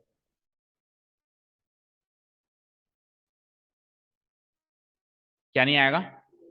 नहीं, डॉक्टर ने कहा एक बार ही लिया करो, 1-2 मील की दौड़ लिया करो, 1-2 मील की दौड़ लिया करो। अगर वो कहता 5-2 मील की दौड़ लिया करो तो फिर मैं एक ही जगह 5 लगा देता, ठीक है ना। तो ए तो आएगा क्योंकि एक बार ही बोला है। Very good, excellent. देखो भैया, ए 50 रुपीज नोट था ना, तो ए नोट के लिए था, उसकी जो उपाधि थी उसका प्लूरल नहीं किया। तो यहाँ पे ए 2 miles वॉक को फोकस करो। ए तो वॉक के लिए है भाई, एक बार दौड़ लेनी है आपको, लेकिन वो दौड़ 2 मील की होनी चाहिए, तो 2 miles तो उसकी उपाधि है, और उपाधि का प्लूरल नहीं किया जाता। तो A 2 mile वॉक क्या होगा? जैसे ए 50 रुपी नोट हुआ ना, वैसे क्या होगा? A 2 mile walk. अब अगर डॉक्टर ने कहा भाई एक बार नहीं 2 बार दौड़ लेनी है, तो ए की जगह कर देना 2 और वॉक की जगह कर देना वॉक्स। लेकिन 2 माइल तो 2 माइल ही रहेगा, क्योंकि आज भी वो उपाधि है, आज भी वो उपाधि है। यानी कि एक नाउन से पहले जब दूसरा नाउन लग जाता है तो पहला वाला नाउन उसकी उपाधि का काम करता है। सेम टू सेम रीजन है गर्ल स्टूडेंट वाला। गर्ल स्टूडेंट में एक नाउन दो नाउन, तो एक नाउन के बगल में जब दूसरा नाउन लग गया तो वो गर्ल तो उसकी उपाधि का काम कर रहा है। मेन एक्चुअल फोकस कर रहा हूं मैं कि वो स्टूडेंट है, सेकंड फोकस कर रहा हूं कि वो गर्ल है। ओके ना?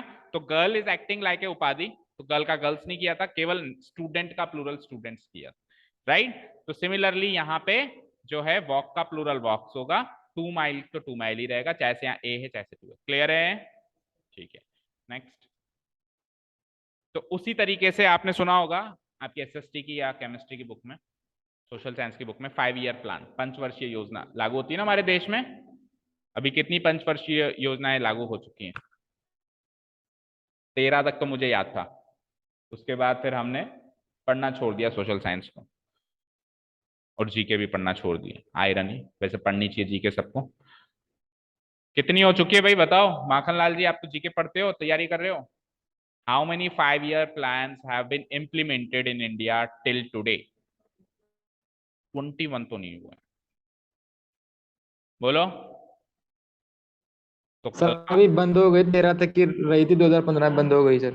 उसके बाद बंद हो गई। हाँ, 2019 में बंद हो गई। था कि बंद हो गई है, लेकिन 2000 कब तक ये लागू हुए थे? 2013 तक, 2005 तक हुए थे शायद, 15 तक। 15 तक हुए थे। ओके, 2000, अच्छा। और वो 2011 से 2015 वाला जो पंचवर्षीय योजना थी, वो कौन से नंबर की पंचवर्षीय योजना थी? लास्ट बंद कब हुए? कितनी योजनाएं हो चुकी हैं मतलब? क्योंकि कई बार क्या हुआ था, कुछ प्रॉब्लम्स भी हुई थी, जैसे राजनीतिक प्रॉब्लम्स, या कुछ ऐसे जैसे कोई युद्ध उद्ध भी चलते रहते थे बीच में, या कोई जैसे दंगे भी हो जाते थे, या बीच में वो भी लग गई थी, क्या कहते हैं, इमरजेंसी भी लग गई थी, आपातकाल भी घोषित हुआ था श्रीमती इंदिरा गांधी जी के टाइम पे। तो उस टाइम क्या होता, पंचवर्षीय योजनाओं की अवधि कम कर दी थी। कोई 2 ईयर प्लान भी हो गए थे, कोई 1-1 साल के भी हुए थे, कोई 3 साल, कोई 4 साल भी चला, तो इसलिए वो मिसमैच हो रहा है। तो करीब मेरे हिसाब से 12 या 13 पंचवर्षीय योजनाएं चली हैं, जितना मेरे को याद है अब तक, और उसके बाद फिर 12 से लिए सर। 12 चलिए। ओके, तो 12th 5 ईयर प्लान हमारा 2015 में खत्म हुआ एज पर माखनलाल जी। सो अब आपकी भी ड्यूटी बनती है, क्योंकि आपको भी आगे चल के एंट्रेंस एग्जाम्स देने, गवर्नमेंट एग्जाम्स फाइट करने, जीके बड़ी इंपॉर्टेंट। ठीक है ना, जहां से ज्ञान मिले उसको लिया भी करो और फिर सोचा भी करो, गूगल भी किया करो भाई, और डिटेल स्किल है। तो कल का आप सभी का क्वेश्चन है, जीके तो पढ़ रहे हो आप, कल का आप सभी का टास्क है, फ्री हो वैसे भी आज, गूगल कर लेना, आराम से मिल जाएगा। अब तक इंडिया में 12 5 ईयर प्लान चले हैं, सबकी डिटेल लेके आनी कि पहला कब से कब चला, दूसरा कब से कब चला, तीसरा कब से कब चला, चौथा कब से कब चला, और याद भी रखना आगे। ओके ठीक है चलो। तो ए 5 ईयर प्लान, तो इसमें देखो 5 ईयर्स नहीं कह रहा हूं मैं, क्योंकि वही सेम चीज कंपाउंड नाउन है, एक्चुअल नाउन तो प्लान है, 5 ईयर तो उसकी उपाधि है। तो एक पंचवर्षीय योजना होगी तो ए 5 ईयर प्लान, एक से ज्यादा पंचवर्षीय योजनाएं होंगी, जैसे 5 पंचवर्षीय योजनाएं हो गई, तो भी 5 ईयर तो 5 ईयर ही रहा, बस ए का 5 हो गया और प्लान का प्लान्स हो गया। सेम वही चीज वॉक का वॉक्स हो जाएगा, सेम वही चीज नोट का नोट्स हो जाएगा, बट उसकी जो ये चीज है, जो उपाधि है, जो एक्स्ट्रा इंफॉर्मेशन दे रही है, वो सेम रहेगी। बोलो कोई दिक्कत यहां तक? एक पंचवर्षीय योजना और 5 पंचवर्षीय योजना, ठीक है ना? ओके, हो सकता है ये हिंदी में कुछ षटकोण वाला वो उल्टा सुल्टा हो जाए, इस पे ज्यादा फोकस नहीं करते जब ये नोट्स बनाते हैं, मेन इंग्लिश पे करते हैं, बट वैसे तो रेयर टू रेयर केस में ऐसा होगा, हो तो आप बता देना, हम करेक्ट करवा देंगे उसको। ओके, वैसे तो शायद वर्ष में यही वाला श आता है। ठीक है, चलिए चलें आगे। ठीक है, तो जो नेक्स्ट कैटेगरी है और लास्ट कैटेगरी है आज की, पढ़िए क्या है। कुछ ऐसे नाउन्स हैं, अब हमारी सारी कैटेगरी जो इंग्लिश लैंग्वेज की थी वो खत्म हो गई, लेकिन प्रॉब्लम ये है कि इंग्लिश भाषा ने कई सारे शब्द लैटिन भाषा से भी उधार ले रखे हैं। उधार ले रखे हैं मतलब वहां से डिराइव किए हुए हैं, फिर उनको मॉडिफाई करके वो यूज भी करते हैं अपन, और बहुत सारे तो ऐसे शब्द हैं जो अपन डे टू डे लैंग्वेज में भी यूज करते हैं, और उनका प्लूरल भी फिर अजीबोगरीब तरीके से होता है, तो फिर वो भी एरर का कारण बन जाते हैं एग्जाम में। बनते हैं तो बनते हैं, तो फिर हमको उनको भी सीखना पड़ेगा। तो कुछ ऐसे नाउन जो लैटिन लैंग्वेज से इंग्लिश लैंग्वेज ने डिराइव किए हैं। ठीक है, पढ़ते जाओ और इनका मीनिंग भी समझते जाओ और इनका प्लूरल भी याद करे जाओ बेटा। एलमनस, जिसका प्लूरल होता है एलमनाय, पूर्व विद्यार्थी, सुना है कभी आपने? अभी तो आपकी ऐसी नौबत पड़ी नहीं, क्योंकि 9 10 10th में ही हो आप, है ना, 9th में होंगे ज्यादा। तो उसमें क्या है, अभी आप 11th में जब जाओगे तो आप स्कूल सिलेक्शन करोगे, क्योंकि अभी तो क्या है, बचपन में आपने स्कूल पकड़ा होगा कोई, तब आपने भी क्या पकड़ा होगा, मम्मी पापा ने पकड़ के दिया होगा, भाई इस स्कूल में पढ़ना है तेरे को, और ना तो प्रोस्पेक्टस चेक किया होगा, वो काम मम्मी पापा का है, भाई उसमें देखना क्या है क्या नहीं है। अब जब आप 11th क्लास में नए स्कूल्स पकड़ोगे या कॉलेज में जाओगे, तो फिर क्या होगा, प्रोस्पेक्टस आता है ना हर एक स्कूल का, हर एक कॉलेज का, हर एक ऑर्गेनाइजेशन, तो उसमें पुराने छात्रों की फोटोज लगी रहती है, कोई कोई क्या बन गया, कोई क्या बन गया, आपने देखे होंगे अपने भाई बहनों ने कोई कॉलेज वाले ज्वाइन किया तो उसमें भी आपने देखा होगा, एल्डर ब्रदर सिस्टर में। तो आप उसमें देखेंगे, उसमें लिखा हुआ होगा एलमनाय, ऐसे लिखा हुआ होगा, अवर अवर एलमनाय, एलमनी भी बोल सकते हैं इसको, अवर एलमनी, और फिर उनकी फोटोज लगी हुई होगी। या आप कभी स्कूल में जाओ तो वो लोग स्कूल में भी लगा देते हैं, कई बार नीचे लिखा था अवर। एलमनी का मतलब क्या होता है, पूर्व विद्यार्थी। अब ये लैटिन भाषा का शब्द है, बट इंग्लिश भाषा में धड़ल्ले से यूज होता है। ओके, सिंगुलर प्लूरल में प्रॉब्लम आती है। सिंगुलर फॉर्म में क्या होगा, ये एलमनस, प्लूरल फॉर्म में क्या होगा, ये एलमनाई, और ऐसे बहुत सारे वर्ड्स हैं, करीब 8 से 10 या 12 वर्ड्स हैं, और वो थोड़े से कॉम्प्लिकेटेड हैं याद करने के लिए, बट एग्जाम में आ रहे हैं, बट एग्जाम में आ रहे हैं, एंट्रेंस एग्जाम में तो खूब आ रहे हैं। एजेंडम, एजेंडा, अब हो सकता है कि इनमें से कुछ ऐसे शब्द हैं जिनकी आपने कोई एक फॉर्म सुनी हो, जैसे ये फॉर्म सुनी हो तो ये नहीं सुनी हो, किसी की ये सुनी होगी तो वो नहीं सुनी होगी, है ना। तो एजेंडा तो आपने सुना होगा, कहते हैं ना आज की मीटिंग का एजेंडा क्या है ना, आज की निष्कर्ष नहीं, निष्कर्ष तो कंक्लूजन होता है, एजेंडा मतलब आज की मीटिंग का पर्पस क्या है, क्या किस कारण से आज की मीटिंग बुलाई गई, एजेंडा क्या है। जैसे आपने पूछा सर आज की क्लास का एजेंडा क्या है, आप आज क्या सिखाने वाले हो, मैंने कहा ये सिखाऊंगा, तो ये आज की क्लास का क्या हो गया, एजेंडा। ठीक है, कार्य सूची, एक्चुअल हम उसमें क्या क्या काम करने वाले हैं, क्या क्या बातों को पॉइंट्स टू बी रिमेंबर करने वाले हैं। तो अगर वो सिंगल है तो एजेंडम, और प्लूरल है तो एजेंडा। अच्छा अब देखो, आप खुद सोचो कि जब भी अपन मीटिंग बुलाएंगे तो क्या केवल एक ही बात, एक ही मुद्दे पे बुलाएंगे क्या? एक से ज्यादा मुद्दे ही होते हैं हमेशा, किसी भी मीटिंग के, किसी भी क्लास के, एक ही मुद्दा थोड़ी ना होता है, तो इसीलिए इसीलिए एजेंडम वर्ड बहुत कम यूज होता है, ज्यादा कौन सा वर्ड यूज होता है? एजेंडा। क्योंकि ये वर्ड इसलिए कम यूज होता है कि बहुत कम ऐसे चांसेस हैं कि एक ही एजेंडम के लिए आपने मीटिंग बुलाई, इसीलिए ये कम यूज हुआ, इसलिए आपकी नजर में नहीं आया। अभी और शब्द बताऊंगा मैं ऐसे आपको। चलो नेक्स्ट देखते हैं। Memorandum, memoranda. अब आपने ये वर्ड सुना होगा और ये नहीं सुना होगा। मैंने कहा ना किसी में ये कैटेगरी सुनी होगी, किसी में legal agreement between two groups. Legal agreement between two groups. आपने आपने देखा होगा आपके मम्मी पापा या बड़े भाई बहन कई बार स्टैम्प साइन करते हैं। स्टैम्प होता है ना, स्टाम्प होता है ना, स्टाम्प लीगल डॉक्यूमेंट जो होता है। तो आपने उसमें ऊपर पढ़ा होगा, लिखा हुआ होगा मेमोरेंडम। क्या लिखा होगा? या फिर अगर आप हिस्ट्री पढ़ते हो तो हिस्ट्री में आपने ये सीखा होगा कि गांधी जी और उनके बीच में एक मेमोरेंडम साइन किया गया। मेमोरेंडम मतलब होता है ऐसा कोई कागज जो लीगल हो, लीगल डॉक्यूमेंट। एक तो सादा कागज अपन साइन कर दें और एक लीगल डॉक्यूमेंट साइन करें तो उसको कहते हैं मेमोरेंडम। ठीक है ना? और प्लूरल फॉर्म क्या होती है? इसका प्लूरल ऐसे मत कर देना मेमोरेंडम्स, इसका प्लूरल ऐसे मत कर देना एजेंडम्स। क्या होगा? मेमोरेंडम। नेक्स्ट, लिखते भी जा रहे हो क्या? Okay. Stimulus, stimuli. Scientific language में ऑब्जेक्ट्स को स्टिमुलस या स्टिमुली कहते हैं। साइंटिफिक लैंग्वेज, साइंटिफिक लैंग्वेज जैसे साइंस, जैसे सपोज करो आपने मुन्ना भाई एमबीबीएस देखी होगी, है ना? उसमें वो डेड बॉडी को ऑब्जेक्ट कह रहा था कि ऑब्जेक्ट मूव नहीं कर रहा है, ऑब्जेक्ट मूव नहीं कर रहा है। ठीक है ना? समझ रहे हो? क्योंकि वो साइंस की नजर से देख रहा है, तो साइंस की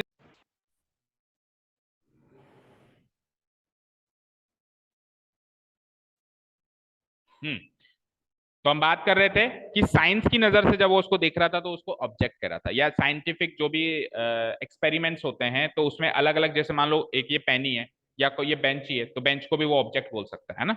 तो साइंस की नजर से हम उसको क्या बोलते हैं? स्टिमुलस, सिंगुलर फॉर्म में, और प्लूरल फॉर्म में stimuli. Next, datum, data, very important. कितनी बार यूज करते हैं हम ये word? 1 GB data, 2 GB data, मेरी पेन ड्राइव का डेटा, मेरे कंप्यूटर का डेटा, मेरा डेटा हैक हो गया। बोलते नहीं बोलते हैं? वैसे डेटा का मतलब इंफॉर्मेशन या आंकड़े होता है। ठीक है? आप में से कईयों को नहीं पता होगा कि data is a plural word. नहीं पता था ना? और तो और इसको सिंगुलर मानते हुए इसका प्लूरल कई बच्चे ऐसे बना देते हैं, मानते इसको सिंगुलर है, वे डेटा सिंगुलर है तो उसका प्लूरल बना देते हैं, एस लगाना है, क्योंकि यही जानते हैं कि प्लूरल लगाना मतलब एस लगाना। डेटास, एक्चुअली वो ऑलरेडी प्लूरल है, करना है तो उसका सिंगुलर करो, क्या होता है? डेटम। अब प्रॉब्लम यह है कि बहुत ही कम ऐसे चांसेस होते हैं कि आंकड़ा एक ही होता है। रेयर चांस होते हैं या होता ही नहीं है ऐसा कोई चांस कि आंकड़ा एक ही है। हमेशा आंकड़े ही होते हैं। इन्फॉर्मेशन एक हो ऐसा तो होता ही नहीं है ना? इन्फॉर्मेशन एक हो ऐसा तो होता ही नहीं, हमेशा इन्फॉर्मेशन एक से ज्यादा होती है। इसीलिए इस वर्ड से आप कभी वाकिफ हो ही नहीं पाए, क्योंकि चांसेस ही नहीं बन पाए। हमेशा इसी वर्ड से हम वाकिफ हो पाए। क्लियर है? ठीक है। अच्छा, अब अगर अपन ऐसे कह रहे हैं 1 GB डेटा, तो फिर उसमें तो ये 1 और 2 इस जीबी के लिए लग रहा है ना, डेटा के लिए थोड़ा ना लग रहा है। ओके, क्लियर है? अगर आप ऐसे कहो सीधा 1 डेटा तो गलत है, आपको क्या बोलना पड़ेगा? 1 डेटम। 2 डेटा फिर भी बोल सकते हो, प्लूरल करते हैं आप यहाँ पे डेटा बोल सकते हो। क्लियर है? ओके, चलो नेक्स्ट।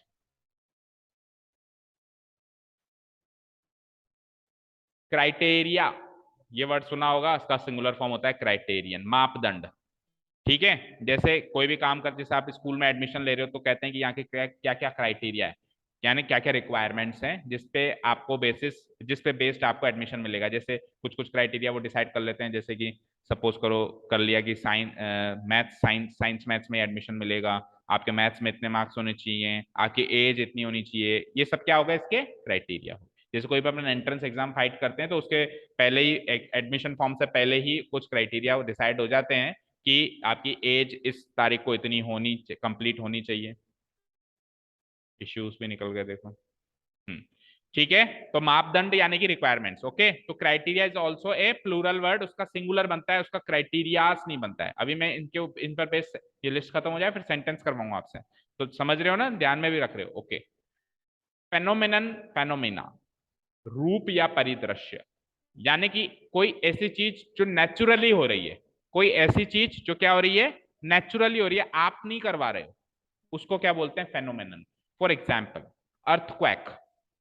अर्थक्वेक, अब किसी ने अर्थक्वेक का दृश्य देखा तो किसी ने एमएलए से फोन करके थोड़ा ना, भैया एक अर्थक्वेक करवाना। हाँ? या फिर मान लो ज्वालामुखी होता है, ये भी ब्लास्ट ब्लास्ट एक अलग चीज है, ब्लास्ट तो क्या है, मैन मेड होता है, वॉल्केनो, यस, ज्वालामुखी जिसको अपन कहते हैं, ठीक है। तो ये सब क्या है, फेनोमेनन। या रेनबो, रेनबो जो दृश्य है वो भी फेनोमेनन है एक्चुअली, क्योंकि वो कोई जाके थोड़ा ना बना के आता है, ठीक है, क्लियर है। परिदृश्य, परिदृश्य का मतलब होता है एक ऐसा दृश्य जो परी है, परी मतलब नेचुरल है, ओके। तो इसकी प्लूरल फॉर्म क्या होती है, प्लूरल फॉर्म क्या होती है बेटा, फेनोमीना और phenomenon, okay. Next, stratum, strata, stratum, strata. देखो कई ऐसा प्रोसेस होते हैं जिसमें कुछ लेयर्स होती हैं, जैसे इंग्लिश सीखने की भी लेयर है, लेयर 1, लेवल होती है, लेवल जैसे अपन गेम्स खेलते हैं उसमें नहीं, लेवल 1, लेवल 2, लेवल 3, तो हर एक चीज के कुछ लेवल्स होते हैं। जैसे आपने कुछ, सपोज करो आप एक्सपेरिमेंट कर रहे हो, तो एक्सपेरिमेंट में भी कुछ लेयर्स हैं भाई, लेवल 1, फिर आप लेवल 2 पे पहुंचे, फिर आप लेवल 3, जैसे आप मैथ्स ही सीख रहे हो तो पहले आपने अर्थमेटिक सीखी, फिर लेवल 2 पे पहुंचे ज्योमेट्री सीखी, फिर लेवल 3 पे पूछे ट्रिग्नोमेट्री सीखी, समझ में आ रही है बात। फिर कैलकुलस पे आ गए क्लास 12 पे, लेवल 4 पे। तो वो जो लेयर्स या लेवल्स होते हैं उनको क्या बोलते हैं, स्ट्रेटम। क्या बोलते हैं, साइंटिफिक नाम है, लैटिन भाषा से लिया गया है, स्ट्रेटम। और प्लूरल फॉर्म क्या बन जाती है उनकी, स्ट्रेटा, ओके। इस पे भी एक सेंटेंस देंगे अभी आपको, चिंता मत करो, सब पे मैं कोशिश करूंगा आपको एक एक सेंटेंस। इरेटम या इरेटा, ये शायद आपने दोनों नहीं सुने हो, इसका मतलब होता है प्रिंटिंग मिस्टेक, प्रिंटिंग मिस्टेक। देखो एरर का मतलब तो होता है मिस्टेक, और उसका प्लूरल फॉर्म एरर्स ही होता है, क्योंकि एरर इंग्लिश वर्ड है, लैटिन वर्ड नहीं है। लेकिन इरेटम, इरेटम जो वर्ड है वो लैटिन लैंग्वेज से लिया गया, इसका मतलब है प्रिंटिंग मिस्टेक, प्रिंट करने में कोई अशुद्धि हो गई तो उसको क्या कहेंगे, इरेटम है। क्या है ये, इरेटम है। और प्लूरल फॉर्म में क्या कहेंगे, इरेटा, लैटिन वर्ड है। नेक्स्ट, सैनिटोरियम, सैनिटोरिया, आरोग्य स्थान, दैट मीन्स आवर हॉस्पिटल्स, जहां पे मरम्मत करी जाए इंसानों की। पर वैसे देखा जाए तो आरोग्य स्थान जरूरी नहीं है इंसानों का हो, जानवरों का भी हो सकता है। आरोग्य स्थान मीन्स एनीथिंग, हॉस्पिटल, या फिर वो होते हैं ना आश्रम, आश्रम भी तो होते हैं। जरूरी थोड़ा नहीं कि किसी को बिल्कुल साइंटिफिक तरीके से उनका इलाज किया जाए, कईयों का प्राकृतिक तरीके से भी इलाज किया जाता है, तो उनको, जिसको अपन कहते हैं आश्रम वगैरह, तो वो भी आरोग्य स्थान में काउंट होते हैं। आरोग्य स्थान मतलब एनीथिंग जिसमें आपको सही किया जाए, किसी बीमार व्यक्ति या जानवर को सही किया जाए, वो होगा आरोग्य स्थान। लैटिन वर्ड है, क्या बोलते हैं इसको, सेनेटोरियम, और प्लूरल हो जाएगा तो सेनेटोरिया। नेक्स्ट, मोरेटोरियम, मोरेटोरिया, मोरेटोरियम का मतलब होता है मोहलत, मोहलत। फॉर एग्जाम्पल किसी ने लोन लिया, तो सपोज करो वो ईएमआई दे रहा है, ईएमआई देते देते सपोज करो कोरोना आ गया, तो नहीं बैंक ने 6-6 महीने की मोहलत दी थी ना, तो वो एक्चुअली मोरेटोरियम था। क्या था वो, मोहलत यानी विलंब, विलंब यानी थोड़ी सी देरी कर देना उसमें, ठीक है ना। मोरेटोरियम समझ में आया। आप कभी भी कोई लोन लेने जाओगे ना, तो उसमें जो रूल्स या जो डॉक्यूमेंट होगा, उस डॉक्यूमेंट में लिखा हुआ होगा मोरेटोरियम पीरियड इतने का है, क्योंकि कई कई लोन में मोरेटोरियम पीरियड हमेशा मिलता है। जैसे एजुकेशन लोन में मिलेगा, एजुकेशन लोन में जब तक आपकी पढ़ाई पूरी नहीं हो जाती आपको उतने टाइम का मोरेटोरियम पीरियड। अभी आपने सपोज करो बीटेक करने के लिए लोन ले लिया, तो अभी तो आप खुद पढ़ रहे हो, तो आप ईएमआई थोड़ा ना दे सकते हो, जब तक आपकी बीटेक नहीं हो जाती हो, 4 साल का क्या देती है बैंक, मोरेटोरियम पीरियड देती है। भी 4 साल के बाद जब आप जॉब लग जाओ तो फिर आपकी ईएमआई शुरू हो जाएगी। अभी आपकी कोई ईएमआई नहीं लगेगी, केवल ब्याज ब्याज लगेगा, कोई प्रिंसिपल पेमेंट नहीं होगा। तो उस इसको क्या कहते हैं, मोरेटोरियम, और प्लूरल फॉर्म क्या हो जाता है, मोरेटोरिया, ओके। बैक्टीरिया तो सबने सुना होगा, बट शायद ही पता हो कि इसका सिंगुलर फॉर्म होती है बैक्टीरियम। आप तो ऐसे कर देते होंगे इसकी प्लूरल है, बैक्टीरियास। लेकिन बैक्टीरियास वर्ड सुनो, आपने कभी साइंस में सुना बैक्टीरियास? अच्छा, आप कहोगे सर हमने तो ये भी नहीं सुना। इसीलिए नहीं सुना क्योंकि सिंगुलर फॉर्म में उसको यूज करने की जरूरत नहीं पड़ी ना। एक जीवाणु की बात कभी होती नहीं है, एक जीवाणु की बात होती नहीं है ना। बैक्टीरिया कितना छोटा सा जीव है, तो ऑब्वियसली वो नंबर में होता है। जैसे मैंने, आप हम लोग पढ़ते हैं कि दही में बैक्टीरिया पाया जाता है, गुड बैक्टीरिया भी होता है, बैड बैक्टीरिया भी, तो दही में गुड बैक्टीरिया पाया जाता है, ऐसा अपन कहते हैं। तो वो क्या एक ही पाया जाता है, एक ही जीवाणु होता है क्या, एक से ज्यादा होता है? तो इसीलिए जब वो हमेशा नंबर में मौजूद होते हैं, इसीलिए बैक्टीरियम वर्ड को बोलने की जरूरत साइंस को भी नहीं पड़ी अपनी बुक्स में लिखने की, इसलिए आज तक आपको पता नहीं। बट क्योंकि अभी अपन एक्चुअली इंग्लिश ग्रामर सीख रहे हैं, तो उसमें तो सिंगुलर प्लूरल पूरा चलेगा। तो बैक्टीरिया एक प्लूरल वर्ड है, इसका सिंगुलर फॉर्म होता है बैक्टीरिया, ठीक है। उसके बाद होता है बैकिलस, बैकिली, ये भी साइंटिफिक जीव होते हैं। जैसे कि बैक्टीरिया साइंटिफिक जीव हैं, वैसे ये भी साइंटिफिक जीव हैं, इनको कहते हैं दंडाणु, जीवाणु दंडाणु।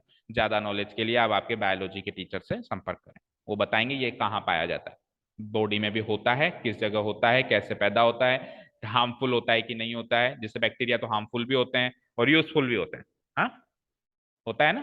ठीक है, तो ये भी इस तरीके का कोई जीव है। Okay next, plural form singular form याद करो, बैक्टीरियस। पेंडुलम, अब देखो ऐसा नहीं है कि सारे के सारे लैटिन वर्ड्स जो लिए हुए हैं सबका अजीबो गरीबो तरीके से ही प्लूरल बनेगा। पेंडुलम जो है जीके के जनरल नॉलेज के लिए याद रखो, लिया तो लैटिन वर्ड से है बट इसका प्लूरल इंग्लिश की तरह ही किया जाता है, एस लगा के पेंडुलम। पेंडुलम समझते हो सब? पेंडुलम वॉच होती है जिसके अंदर वो लटकता रहता है, हिलता रहता है, उस लटकते और हिलने वाली चीज को कहते हैं पेंडुलम, हिंदी में बोलते हैं लटकन। ठीक है, आजकल तो मिलती नहीं है या मिलती है तो घरों में कम यूज करते हैं क्योंकि जमाने गए अब उस चीज के, कई लोग यूज करते भी होंगे। आजकल तो और भी एडवांस टेक्निक्स हो गए, पहली बात तो घड़ी नहीं लगाते आजकल घरों में हाँ मोबाइल में ही आ गई घड़ी। ओके ठीक है, पेंडुलम, या फिर घड़ी नहीं लगाते इसीलिए ही तो आजकल घड़ी नहीं लगाते इसीलिए ही तो हम कभी भी टाइम पे नहीं पहुंच पाते कहीं भी। पुराने जमाने में घड़ी एक बहुत इंपॉर्टेंट चीज होती थी घरों में लगने वाली, इसलिए सब लोग हर काम टाइम पे करते थे, टाइम पे पहुंचते थे, टाइम पे। Okay next, forum forums, forum forums इसका मतलब समझते हैं। देखो कभी भी हम कोई भी चेंजेस लाना चाहते हैं सोसाइटी में, लॉ में, तो अपन एक फॉरम साइन करवाते हैं सबसे। फॉर एग्जाम्पल अभी मान लो इस कोचिंग में अभी मान लो आप 50 बच्चे बैठे हो और आपको कुछ चेंजेस करवाना है कि सर ऐसा नहीं ऐसा, ये रूल में ये चेंजेस कर दो आप, है ना। तो आप क्या करोगे, आप सबकी सहमति लोगे। तो आपने जो साइन करवाया, एक कागज पे साइन करवा दिया कि सर हम सहमत है कि ये काम हो जाना चाहिए, तो वो जो आपने साइन कराया ना वो एक तरह का फोरम है। क्या है वो? फोरम है। ठीक है, FORUM फोरम है। हालांकि वो एक्चुअली फोरम इसलिए नहीं होगा क्योंकि वो लीगल नहीं है, वो तो आपने क्लास के फॉर्म में कर लिया, लेकिन फोरम क्या होता है, लीगल डॉक्यूमेंट होता है जो सब साइन करके देते हैं। जनसभा यानी कि जनता ने मिलकर एक फैसला करने की सोची है, उसको साइन करके दिया है, तो that is what is called forum. ठीक है, प्लूरल फॉर्म में क्या हो जाएगा, फोरम्स हो जाएगा। ठीक है नेक्स्ट, जैसे मान लो सोसाइटी में आपको चेंजेस लाना चाहते हैं तो सोसाइटी के हर एक मेंबर से आप साइन करवाते हो और फिर जो आपका सोसाइटी सेक्रेटरी होता है उसको पेश करते हो। ठीक है ना, ज्ञापन भी बोलते हैं जिसको अपन, ज्ञापन दिया। ठीक है नेक्स्ट, ठीक है देख नहीं रहा, इट इज क्वोरम या क्वोरम्स। क्वोरम या क्वोरम्स का मतलब होता है गणपूर्ति, इधर लिख देता हूं स्पेलिंग, QUORUM। किसी प्रोग्राम में या किसी जगह पे, किसी प्रोग्राम में किसी जगह पे कितने लोगों की आवश्यकता है उसको कहते हैं क्वोरम, गणपूर्ति। कितने लोगों की आवश्यकता है, जैसे सपोज करो मैंने कहा कि मुझे एक छोटा सा प्रोग्राम रखना है, तो सामने वाला जो ऑर्गेनाइजर है, प्रोग्राम ऑर्गेनाइजर, वो कहेगा कि आपका क्वोरम कितना है, यानी कितने लोग आएंगे, कितने लोगों की जरूरत है वहां पे। ठीक है, मैंने कहा कि सपोज करो मैं कैटरिंग वाला फाइनल कर रहा हूँ, तो मैं उससे पूछ सकता हूँ कि आपका क्वोरम कितना है, कितनी गणपूर्ति करोगे आप, कितने लोगों को आप सर्व कर पाओगे, that is what is called quorum, plural form में क्वोरम्स। ठीक है, तो ये थे कुछ लैटिन वर्ड्स जिनका सिंगुलर प्लूरल फॉर्म आपको याद होनी चाहिए ही चाहिए। अच्छा और है, अभी और है भाई, कुछ एक और है, सिलेबस, जिसका प्लूरल फॉर्म क्या होगा, सिलेबस। बहुत कम लोग जानते होंगे, लैटिन भाषा का वर्ड है, इंग्लिश भाषा का वर्ड नहीं है। लेकिन देखो अब कुछ वर्ड्स ऐसे हैं जिनके प्लूरल दो तरीके से होते हैं, तो सिलेबस का प्लूरल फॉर्म सिलेबसेस भी होता है और सिलेबाय भी होता है, सिलेबाय भी होता है। तो देखो किसी का प्लूरल केवल और केवल आई लगा के हो रहा था, ठीक है, जैसे बैक्टीरिया, बैक्टीरियम का बैक्टीरिया, किसी का एस लगा के हो रहा था, जैसे लास्ट के दो तीन आए, फोरम का फोरम्स, फोरम का फोरम्स, पेंडुलम का पेंडुलम, और किसी का अब दोनों तरीके से हो रहा है। तो सिलेबस का प्लूरल सिलेबसेस भी अलाउड है और सिलेबाय भी अलाउड है। अब ऐसा क्यों होता है, एक्चुअली क्या होता है बेटा, लैंग्वेज जो होती है ना वो नेचुरल ग्रोथ के हिसाब से चलती है। अब सपोज करो इसको लैटिन भाषा से लिया, तो लैटिन भाषा में इसका प्लूरल डिसाइड किया गया सिलेबाय, तो अंग्रेजों ने भी ले लिया, चलो ठीक है सिलेबाय। लेकिन क्या होता है, बोलते बोलते बोलते बोलते वो वर्ड ज्यादा प्रचलित प्रचलित हो गया, तो उसको भी शामिल कर दिया गया डिक्शनरी में। तो language is a natural growth, उसमें वर्ड्स डलते भी जाते हैं, निकलते भी जाते हैं, बदलते भी जाते हैं। ठीक है ना, इसीलिए कईयों में दो प्लूरल्स भी हो गए हैं इस तरीके से। ठीक है, तो सिलेबस का प्लूरल सिलेबसेस या सिलेबाय। और भी है फोकस, फोकस का प्लूरल फोकसेस भी होता है, और आपने सुना होगा साइंटिफिक लैंग्वेज में इसका प्लूरल फोकाय होता है, फोकाय।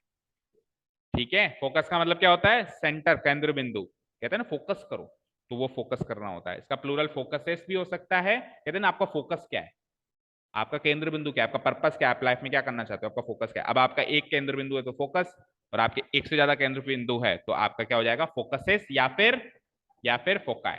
नेक्स्ट, फॉर्मूला का प्लूरल, ये भी सुना होगा आपने और ये भी सुना होगा, दोनों अलाउड है। फॉर्मूला समझते हो ना, सूत्र, जैसे पाइथागोरस थ्योरम या पाइथागोरस फॉर्मूला या फिर क्वाड्रेटिक फॉर्मूला। ओके, तो इसका प्लूरल फॉर्म फॉर्मूलास भी अलाउड है और फॉर्मूलाई, दोनों ही अलाउड है। Okay, next, medium. अब मीडियम का प्लूरल मीडियम्स भी होता है और मीडिया भी मीडियम का ही प्लूरल है। इसका मतलब क्या होता है, माध्यम या साधन। मीडियम का प्लूरल मीडियम्स भी होगा और मीडिया भी होगा। ठीक है, अब कई बच्चे मीडिया को सिंगुलर मान के इसका प्लूरल कर देते हैं मीडियास, जबकि मीडियास कभी भी नहीं होता। Media is already a plural word, इसका सिंगुलर बना सकते हो आप मीडियम। Okay, next. हाँ जी, अब जितना भी अपन ने अभी सीखा इसको सेंटेंस में उतारते हैं ना। पढ़िए, the data is highly misleading. ये जो आंकड़ा है या आंकड़े हैं वो आपको सोचना है, वो मिसलीड करने वाले हैं। मिसलीड मतलब यानी कि भ्रम में डालने, भ्रामक। मिसलीड करने का मतलब आपको सही लीड नहीं कर रही है, मिसलीड कर रहे हैं, आपको धोखे में रख रहे हैं, या आपको जो आप सोच रहे हो वैसा एक्चुअली है नहीं। ठीक है ना। सपोज करो आपने कोई डेटा देखा, कोई आंकड़े देखे, उस हिसाब से आप एक डिसीजन पे पहुंचे, तो किसी ने आके आपको कहा कि नहीं नहीं ऐसे डिसीजन मत लो, ये डेटा जो है मिसलीड भी कर सकते हैं। क्या करती है सेंटेंस, जल्दी करो, ये टॉपिक पूरा आज करना है ताकि नेक्स्ट क्लास से अपन। डेटा प्लूरल है, वेरी गुड। तो प्लूरल है तो इसके साथ में इस कैसे आया, आर भी आ सकता है। बट प्रॉब्लम एक है बेटा, प्रॉब्लम एक, ये भी तो हो सकता है कि ये इस तो सही है और डेटा का डेटम होना हो। भाई सिंगुलर सब्जेक्ट के साथ में सिंगुलर वर्ब, प्लूरल सब्जेक्ट के साथ में प्लूरल वर्ब, तो ये मिसमैच हो गया। प्लूरल सब्जेक्ट के साथ में सिंगुलर वर्ब आ रही है, तो ये प्लूरल और ये सिंगुलर। तो ऐसा भी तो हो सकता है कि आप इसको सिंगुलर को प्लूरल बना रहे हो, लेकिन ऐसा भी तो हो सकता है कि ये प्लूरल सिंगुलर बनना हो। तो again comes the concept of meaning of the sentence, कि सेंटेंस का मीनिंग जब तक नहीं पहचानेंगे तब तक अपन डिसाइड नहीं कर पाएंगे कि इसको प्लूरल से सिंगुलर करूं या इसको सिंगुलर से। तो ये आंकड़ा बहुत ज्यादा भ्रामक है या ये आंकड़े बहुत ज्यादा भ्रामक। ऑब्वियसली जब अपन ये बात करेंगे तो अपन एक आंकड़ा नहीं होगा, वहां पे एक से ज्यादा आंकड़े मौजूद होंगे। अपन हमेशा जब भी डेटा की बात करते हैं तो हमेशा एक से ज्यादा आंकड़े वहां पे मौजूद होते हैं। ठीक है ना। तो मीनिंग के अकॉर्डिंग वहां पे एक आंकड़ा नहीं है, एक से ज्यादा आंकड़े हैं, तो data is the correct word. आपको क्या करना है, इसकी जगह आर। बट ऐसा हमेशा नहीं होगा कि हमेशा यही प्लूरल फिक्स होगा, कई बार ये सिंगुलर फिक्स होगा, उसको सही करके उसको सही मान के इसको सही करना पड़ेगा। ठीक है, next sentence. What is your criteria for admission to this college. इस कॉलेज में एडमिशन के आपके क्या क्या क्राइटेरिया हैं, क्या क्या मतलब क्या, व्हाट आर, वेरी गुड। देखो कॉलेज में एडमिशन का एक क्राइटेरिया नहीं हो सकता कभी भी, या किसी भी चीज का एक क्राइटेरिया नहीं हो सकता, हमेशा एक से ज्यादा ही होते हैं कहीं भी, और एडमिशन के तो ऑब्वियसली एक से ज्यादा होते ही। ठीक है, तो क्राइटेरिया तो सही है, प्लूरल फॉर्म है ये, इसका सिंगुलर क्या होता है अभी भी बताया था, क्राइटेरियन। तो ये तो प्लूरल है, इसको सिंगुलर मत करो, ये करेक्ट है, मीनिंग के अकॉर्डिंग करेक्ट है, इसके हिसाब से वर्ब को प्लूरल करो। अच्छा, इंटेरोगेटिव सेंटेंस हमने पहली क्लास में सीखा था, वर्ब पहले आती है उसमें, है ना। इसमें वर्ब बाद में आ रही है क्योंकि ये डेक्लेरेटिव सेंटेंस, ये इंटेरोगेटिव सेंटेंस है, तो उसमें क्या आ रही है, वर्ब पहले आ रही है। लेकिन ये वर्ब चलेगी तो इसी से ही ना, अपने सब्जेक्ट के हिसाब से चलेगी। तो क्राइटेरिया के हिसाब से क्या हो जाएगा, इज नहीं होगा, आर होगा। Next, N earthquake is a natural phenomena. Earthquake एक प्राकृतिक परिदृश्य है, तो एक ही है ना बेटा, तो फेनोमिना तो प्लूरल था, याद करो। सिंगुलर फॉर्म क्या थी इसकी, फेनोमेनन। देखो ऐसे ऐसे शब्द हैं जो पढ़ते तो आप डिसाइड ही नहीं कर पाते हो, लगता है कि करेक्ट है सेंटेंस, बिल्कुल छोटे छोटे से सेंटेंस आते हैं और लगता है कि ये करेक्ट है, बट अगर आपको नॉलेज हो तो आप उसको करेक्ट कर सकते हैं। An earthquake is a natural phenomenon होगा, ना कि phenomenon. Next, they are the alumnus of this department. इस डिपार्टमेंट के वो पूर्व विद्यार्थी हैं, तो वो, मेरी बात, अगर आप इसको इज करोगे तो यानी कि आप उसको एक ही पूर्व विद्यार्थी मान रहे हो, तो फिर उसके हिसाब से दे भी गलत है, तो फिर दे की जगह भी ही या शी आएगा। तो दो करेक्शंस कभी भी हो उसके मुकाबले एक करेक्शन कर लेना चाहिए, समझ रहे हो। तो आप दे को दे ही रखो, आर को आर ही रखो, इसको प्लूरल बना दो ना। और ऑब्वियसली सेंटेंस के मीनिंग के अकॉर्डिंग आप एक पूर्व विद्यार्थी का जिक्र थोड़ा ना करेंगे, आप जिक्र करेंगे तो आप ये सारे के सारे लोग इस डिपार्टमेंट के पूर्व विद्यार्थी हैं, आप प्लूरल फॉर्म में ज्यादा यूज करेंगे। तो दे को सही मान के, आर को सही मान के आप क्या लिखेंगे, एलमनस नहीं लिखेंगे, क्या लिखेंगे, एलमनाई लिखेंगे। ओके नेक्स्ट, नेक्स्ट चेक करो। A language consist of several stratums. एक लैंग्वेज में बहुत सारे लेयर्स होते हैं। अभी अभी हमने बात करी कि इंग्लिश लैंग्वेज लर्निंग में भी बहुत सारे लेयर्स या फैक्टर्स या लेवल्स हैं। तो सिमिलरली किसी भी लैंग्वेज को सीखने में एक से ज्यादा क्या होंगे, स्ट्रेटम्स होंगे। तो बताओ क्या गलती है, क्या गलती है, बोलो। नोट किया ये वर्ड? तो स्ट्रेटम्स नहीं होता, प्लूरल क्या होता है, बोलो, स्ट्रेटा। स्ट्रेटा। उन लैटिन लैंग्वेज में से केवल 3 ही शब्द आ रहे थे और बाकी फिर इधर वाले में तो डबल डबल काम चल रहा है। 3 वर्ड्स कौन कौन से आ रहे थे जिनका प्लूरल जो है एस लगा के हो रहा था, फोरम, कोरम और एक और था पेंडुलम। पेंडुलम, फोरम, कोरम, जिनका प्लूरल एस लगा के हो रहा है, बाकी सबका एस लगा के नहीं हो रहा है। फिर इधर वाले तो शब्द ऐसे जो डबल डबल तरीके से हो रहे। क्लियर है सारी बातें? ठीक है, नेक्स्ट देखो। ठीक है, अब अभी तो अपन ने लैटिन भाषा की बात करी, लेकिन अब 5 मिनट का टॉपिक और है, फिर नहीं तो छूट जाएगा, तो फिर वो नेक्स्ट टॉपिक के लिए वापस पुराना रिवाइज करना पड़ेगा। अभी तक तो अपन ने क्या करी, लैटिन भाषा की बात करी, लेकिन अब ऐसे इंग्लिश में नाउन्स और हैं जो लैटिन भाषा से तो नहीं है, लेकिन और दूसरी फॉरेन लैंग्वेजेस हैं। आपको किस लैंग्वेज से, इससे तो हमको क्या ही मतलब, हमको तो एक्चुअल वो नाउन कैसे हैं और उनका प्लूरल कैसे बनता है, वही बात को डिस्कस करना है। ज्यादा नहीं है, 4-5 है। एक्सिस, एक्सिस का प्लूरल क्या होता है, एक्सेस, एक्सिसेस नहीं होता है, क्या होता है, एक्सिस। इनका प्लूरल जो है, देखो कल से पिछले 2 क्लासेस से एक ही चीज का जिक्र हो रहा है, क्योंकि नाउन में एरर ही बनती है। नाउन में क्या एरर बनाएगा कोई, सिंगुलर प्लूरल गलत कर रहा है, यही एरर बनाएगा। अब बॉय का प्लूरल बॉयज होता है, इस चीज को तो एक्सपेक्ट नहीं करोगे ना अब आपके लेवल पे कि इतना सा क्वेश्चन आएगा कि बॉय को बॉयज करवाएगा। प्लूरल करवाएगा, लेकिन अच्छे से करवाएगा, ऐसे शब्दों का करवाएगा। एक्सिस का प्लूरल क्या करवाएगा, एक्सिस। एक्सिस का मतलब होता है दूरी, जैसे आप लिखते हो ना, the earth revolves around the sun on a fixed axis, लिखते हो नहीं लिखते हो, ठीक है। तो देखो इसका प्लूरल एक्सिस होगा। नेक्स्ट, बेसिस, इसका प्लूरल क्या होता है, बेसिस। आपने साइंस में पढ़ा होगा एसिड्स एंड बेसिस, सीखा नहीं सीखा, बोलो। तो आपने बेसिस का प्लूरल बेसिसेस किया क्या, बेसिस, ओके। इसका मतलब क्या होता है, आधा। अब साइंस के लैंग्वेज में इसका मतलब कुछ और है, हालांकि वहां पे बेस या बेसिस का मतलब कुछ और है, यहाँ पे इसका मतलब कुछ और है, ओके। Next, crisis. क्राइसिस मतलब कोई भी ऐसी अकाल, तो अकाल एक तरीके का क्राइसिस है। अकाल एक तरीके का क्राइसिस मतलब एनी सिचुएशन जो हमारे लिए हम चाहते नहीं कि ऐसा हो और वो हो जाए, तो उसको कहेंगे क्राइसिस। ऐसी चीज, संकटपूर्ण स्थिति, ऐसी चीज जो हम नहीं चाहते और हो जाए, ठीक है ना। अकाल भी उसमें से एक तरीके का क्राइसिस है। अर्थक्वेक भी क्राइसिस है, या मान लो कोरोना भी क्राइसिस ही था। कोरोना भी क्या था, क्राइसिस, संकटपूर्ण स्थिति सबके लिए। इसका प्लूरल क्या होता है, क्या होता है, क्राइसिस। Next, oasis. ओएसिस, अब पहले तो इसका प्लूरल तो आपको याद करना है खैर, बट इसका मीनिंग किस किस को पता है, what do you understand by oasis? आपने देखे होंगे खूब, अपने निवाई में देखे होंगे पहाड़ के पीछे। हिंदी में तो क्या लिखा हुआ है, मरुद्यान। मरुद्यान, मरु का मतलब होता है रेगिस्तान, ठीक है। डेजर्ट को अपन मरुस्थल बोलते हैं, राइट। तो मरुद्यान का मतलब एक ऐसा उद्यान जो मरु में, यानी डेजर्ट में, क्या, सैंड ना, ये एक तरीके की मतलब फूल पत्ती नहीं है। हाँ बोलो। देखो ओएसिस क्या होता है, वैसे प्रैक्टिकली देखें बिल्कुल डिटेल में, आप सोशल साइंस पढ़ते हैं, आपको पता होना चाहिए। ओएसिस वर्ड आपने सुना होगा, सोशल साइंस सब्जेक्ट में, ज्योग्राफी में आता है कि इस जगह ओएसिस पाए जाते हैं। हाँ देखो, आपने देखा होगा रेगिस्तानी इलाकों में कई जगह बारिश का पानी जो जमीन में चला जाता है वो ऊपर आ जाता है अपने आप, और ऊपर आके छोटा सा एक पानी का पोर्शन बन जाता है, या पानी का छोटा सा तालाब बन जाता है। उस पानी के तालाब को हम क्या कहते हैं, तो सर उसमें और बाकी तालाब में डिफरेंस क्या है? बाकी तालाब तो भरते केवल बारिश के पानी से, बारिश है तो वो तालाब भर गए, बारिश नहीं है तो तालाब नहीं भरे। लेकिन ये ओएसिस है ना, बिना बारिश के भी भर सकता है, क्योंकि ये किससे बनता है, ये किससे बनता है, जमीन के नीचे से पानी कई बार कोई साइंटिफिक रिएक्शंस होते होंगे, केमिकल रिएक्शंस, उसकी वजह से ऊपर आ जाता है, और ऐसा जनरली डेजर्ट एरिया में ही होता है, ठीक है।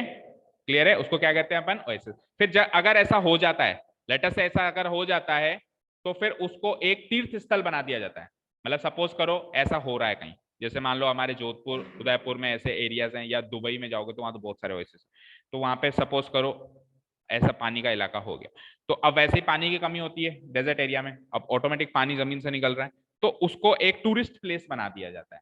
उसको क्या बना दिया जाता है? टूरिस्ट, उसको आराम से बाउंड्री करके टिकट भी लगा दी जाती है, घूमने का एक स्थल बना दिया जाता है, ठीक है ना, इसीलिए उसको उद्यान कह दिया। उद्यान मतलब होता है कोई भी जगह जो घूमने की, उद्यान मतलब एनीथिंग जहां पर अपन घूमने जाते हैं, तो मरु उद्यान यानी डेजर्ट प्लेस में घूमने की जगह हो गई, ठीक है, क्लियर है, ठीक है। इसका प्लूरल क्या होगा? एनालिसिस, इसका प्लूरल क्या होगा? एनालिसिस। अब देखो कईयों के आपने सिंगुलर फॉर्म सीखे होंगे, जैसे ये वर्ड्स आपने कई बार सीखे होंगे, लेकिन इनके प्लूरल फॉर्म शायद आपने यूज किए भी ना हो और आपको पता भी ना हो। इसका मतलब क्या होता है? किसी चीज को एनालाइज करना यानी विश्लेषण करना। ओके। थीसिस, थीसिस का प्लूरल थीसिस। थीसिस का मतलब क्या होता है? किसी चीज के बारे में गहन अध्ययन करना, कहते हैं ना वो एक थीसिस पे काम कर रहा है। सपोज करो कोई पीएचडी करते हैं, अपन पीएचडी करते हैं, जब पूरी पढ़ाई पूरी हो जाती है तो अपन एक रिसर्च वर्क करते हैं, पीएचडी बोलते हैं उसको। तो पीएचडी में क्या होता है? थीसिस ही होती है, आपको एक किसी चीज के बारे में डिटेल डिस्क्रिप्शन चाहिए होता है, ठीक है ना, तो थीसिस मतलब डिटेल डिस्क्रिप्शन। अब थीसिस का उल्टा होता है, थीसिस का उल्टा होता है सिनॉप्सिस।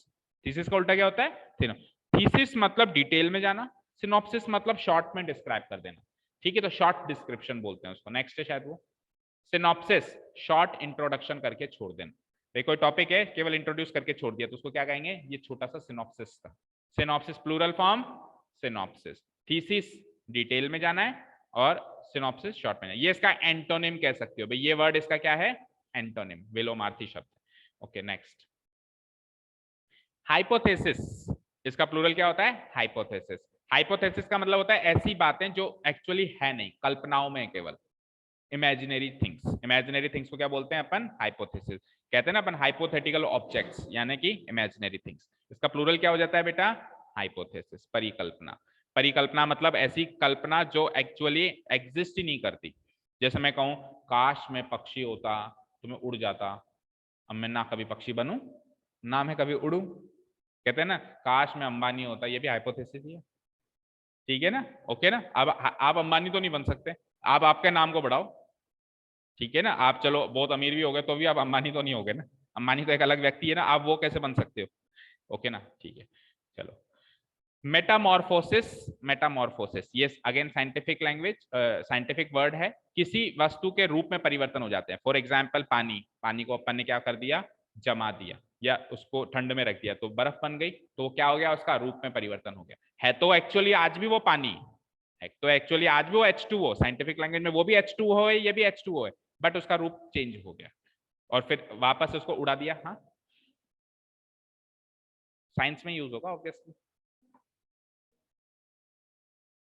जैसे सपोज करो मैंने कहा कि पानी को, सपोज करो वाटर को मैंने आइस में चेंज कर दिया, तो वस्तु तो वही है, तो यहां से यहां वाले प्रोसेस को क्या कहेंगे? मेटामॉर्फोसिस, रूप में परिवर्तन हो जाना, रूप में परिवर्तन हो जाना। और एक से ज्यादा हो जाएंगे तो मेटामॉर्फोसिस। या फिर वाटर से अगर मैंने उसको गर्म कर दिया तो वो क्या बन गई? वेपर बन गई। वेपर समझते हो ना, भाप, है ना, तो ये भी रूप में ही चेंज हुआ है, तो इसको भी क्या कहेंगे? मेटामॉर्फोसिस। या फिर जैसे इवापोरेशन, कंडेंसेशन होता है, ये सब एक तरीके के मेटामॉर्फोसिस है, ठीक है। नेक्स्ट, चलो अब आ जाओ इस पे सेंटेंस और फिर खत्म करते हैं। The earth moves round the sun on its axis. क्या गलती है? क्या गलती है? ये तो बहुत ही रटा रटाया सेंटेंस है, आपने खूब बार पढ़ा होगा साइंस में, कि पृथ्वी सूर्य के चारों तरफ चक्कर लगाती है, अपनी एक दूरी पर चक्कर लगाती है। तो दूरी है, दूरियां थोड़ी ना, ऐसा थोड़ा है कि पृथ्वी कहेगी चलो आज तो मैं इतनी दूरी का चक्कर लगा लेती हूँ, अब पृथ्वी का मूड चेंज हो गया यार, अब की बार मैं थोड़ी लंबी दूरी, लंबा राउंड मार के आती हूँ मैं प्लूटो के चारों तरफ घूम के आती हूँ, देखिए वहां कैसा है। नॉट पॉसिबल ना, सूरज के लगाएगी और जैसे लगाएगी वैसे लगाएगी, तो फिक्स दूरी है, फिक्स दूरी है, तो it can not be axis, it is always axis, ठीक है। Next, our country is facing so many crisis these days. हमारी कंट्री बहुत सारे, अब बहुत सारे जब लिख रहे हो तो फिर एक क्राइसिस नहीं है ना, वो क्या हो जाएगा? क्राइसिस, सो मैनी आ गया ना, इसीलिए क्राइसिस। अब कोरोना तो एक क्राइसिस था, लेकिन कोरोना जैसे बहुत सारे क्राइसिस होगा तो क्या बन जाएंगे क्राइसिस। जैसे बहुत सारे क्राइसिस फेस कर रही है हमारी कंट्री, जैसे पॉवर्टी, जैसे अनएम्प्लॉयमेंट, बेरोजगारी, या फिर population, high population, over population, बहुत सारे क्राइसिस है जो हमारी कंट्री इस टाइम फेस कर रही है। Okay, so that's it. ठीक है, अब आगे की जो चीज है वो वहां पे टॉपिक चेंज हो जाता है। यहां तक अपन ने सिंगुलर प्लूरल फॉर्म के सारे कॉन्सेप्ट्स पढ़ लिए। इससे बाहर किसी भी एग्जाम में कुछ आता ही नहीं है। 10th ले लो, 11th ले लो, 12th ले लो, नाउन की बात कर रहा हूं, या किसी भी एंट्रेंस एग्जाम की बात ले लो। ठीक है, जीरो प्लूरल पढ़ लिया, पेयर नाउन पढ़ लिया, कंपाउंड नाउन पढ़ लिया, उनका प्लूरल करना, प्लस जो आखिरी की चीजें थी थोड़ी बोरिंग थी मानता हूं मैं, इसलिए मैंने आज ही कवर करवा लिया ताकि अगली क्लास से इंटरेस्टिंग चीज, नई इंटरेस्टिंग चीज शुरू हो। नहीं तो अगली क्लास आपको लगेगा खत्म भी बोरिंग पे हुआ और फिर शुरू भी आज बोरिंग पे। अब ये जो चीज चलेगी ये बिल्कुल नई इंटरेस्टिंग चीज चलेगी, है ना। तो ये इंपॉर्टेंट है, बोरिंग है बट इंपॉर्टेंट है। अगर किसी ने नोट किया है तो नोट अच्छी बात है, नहीं तो आप वीडियो से नोट करें और इनको याद रखें, इन सारे वर्ड्स का, लैटिन भाषा और दूसरी फॉरेन लैंग्वेज की भाषा। ठीक है, चलिए तो आज के लिए काफी है। Thank you so much for listening to us. Have a nice day, keep learning and bye bye.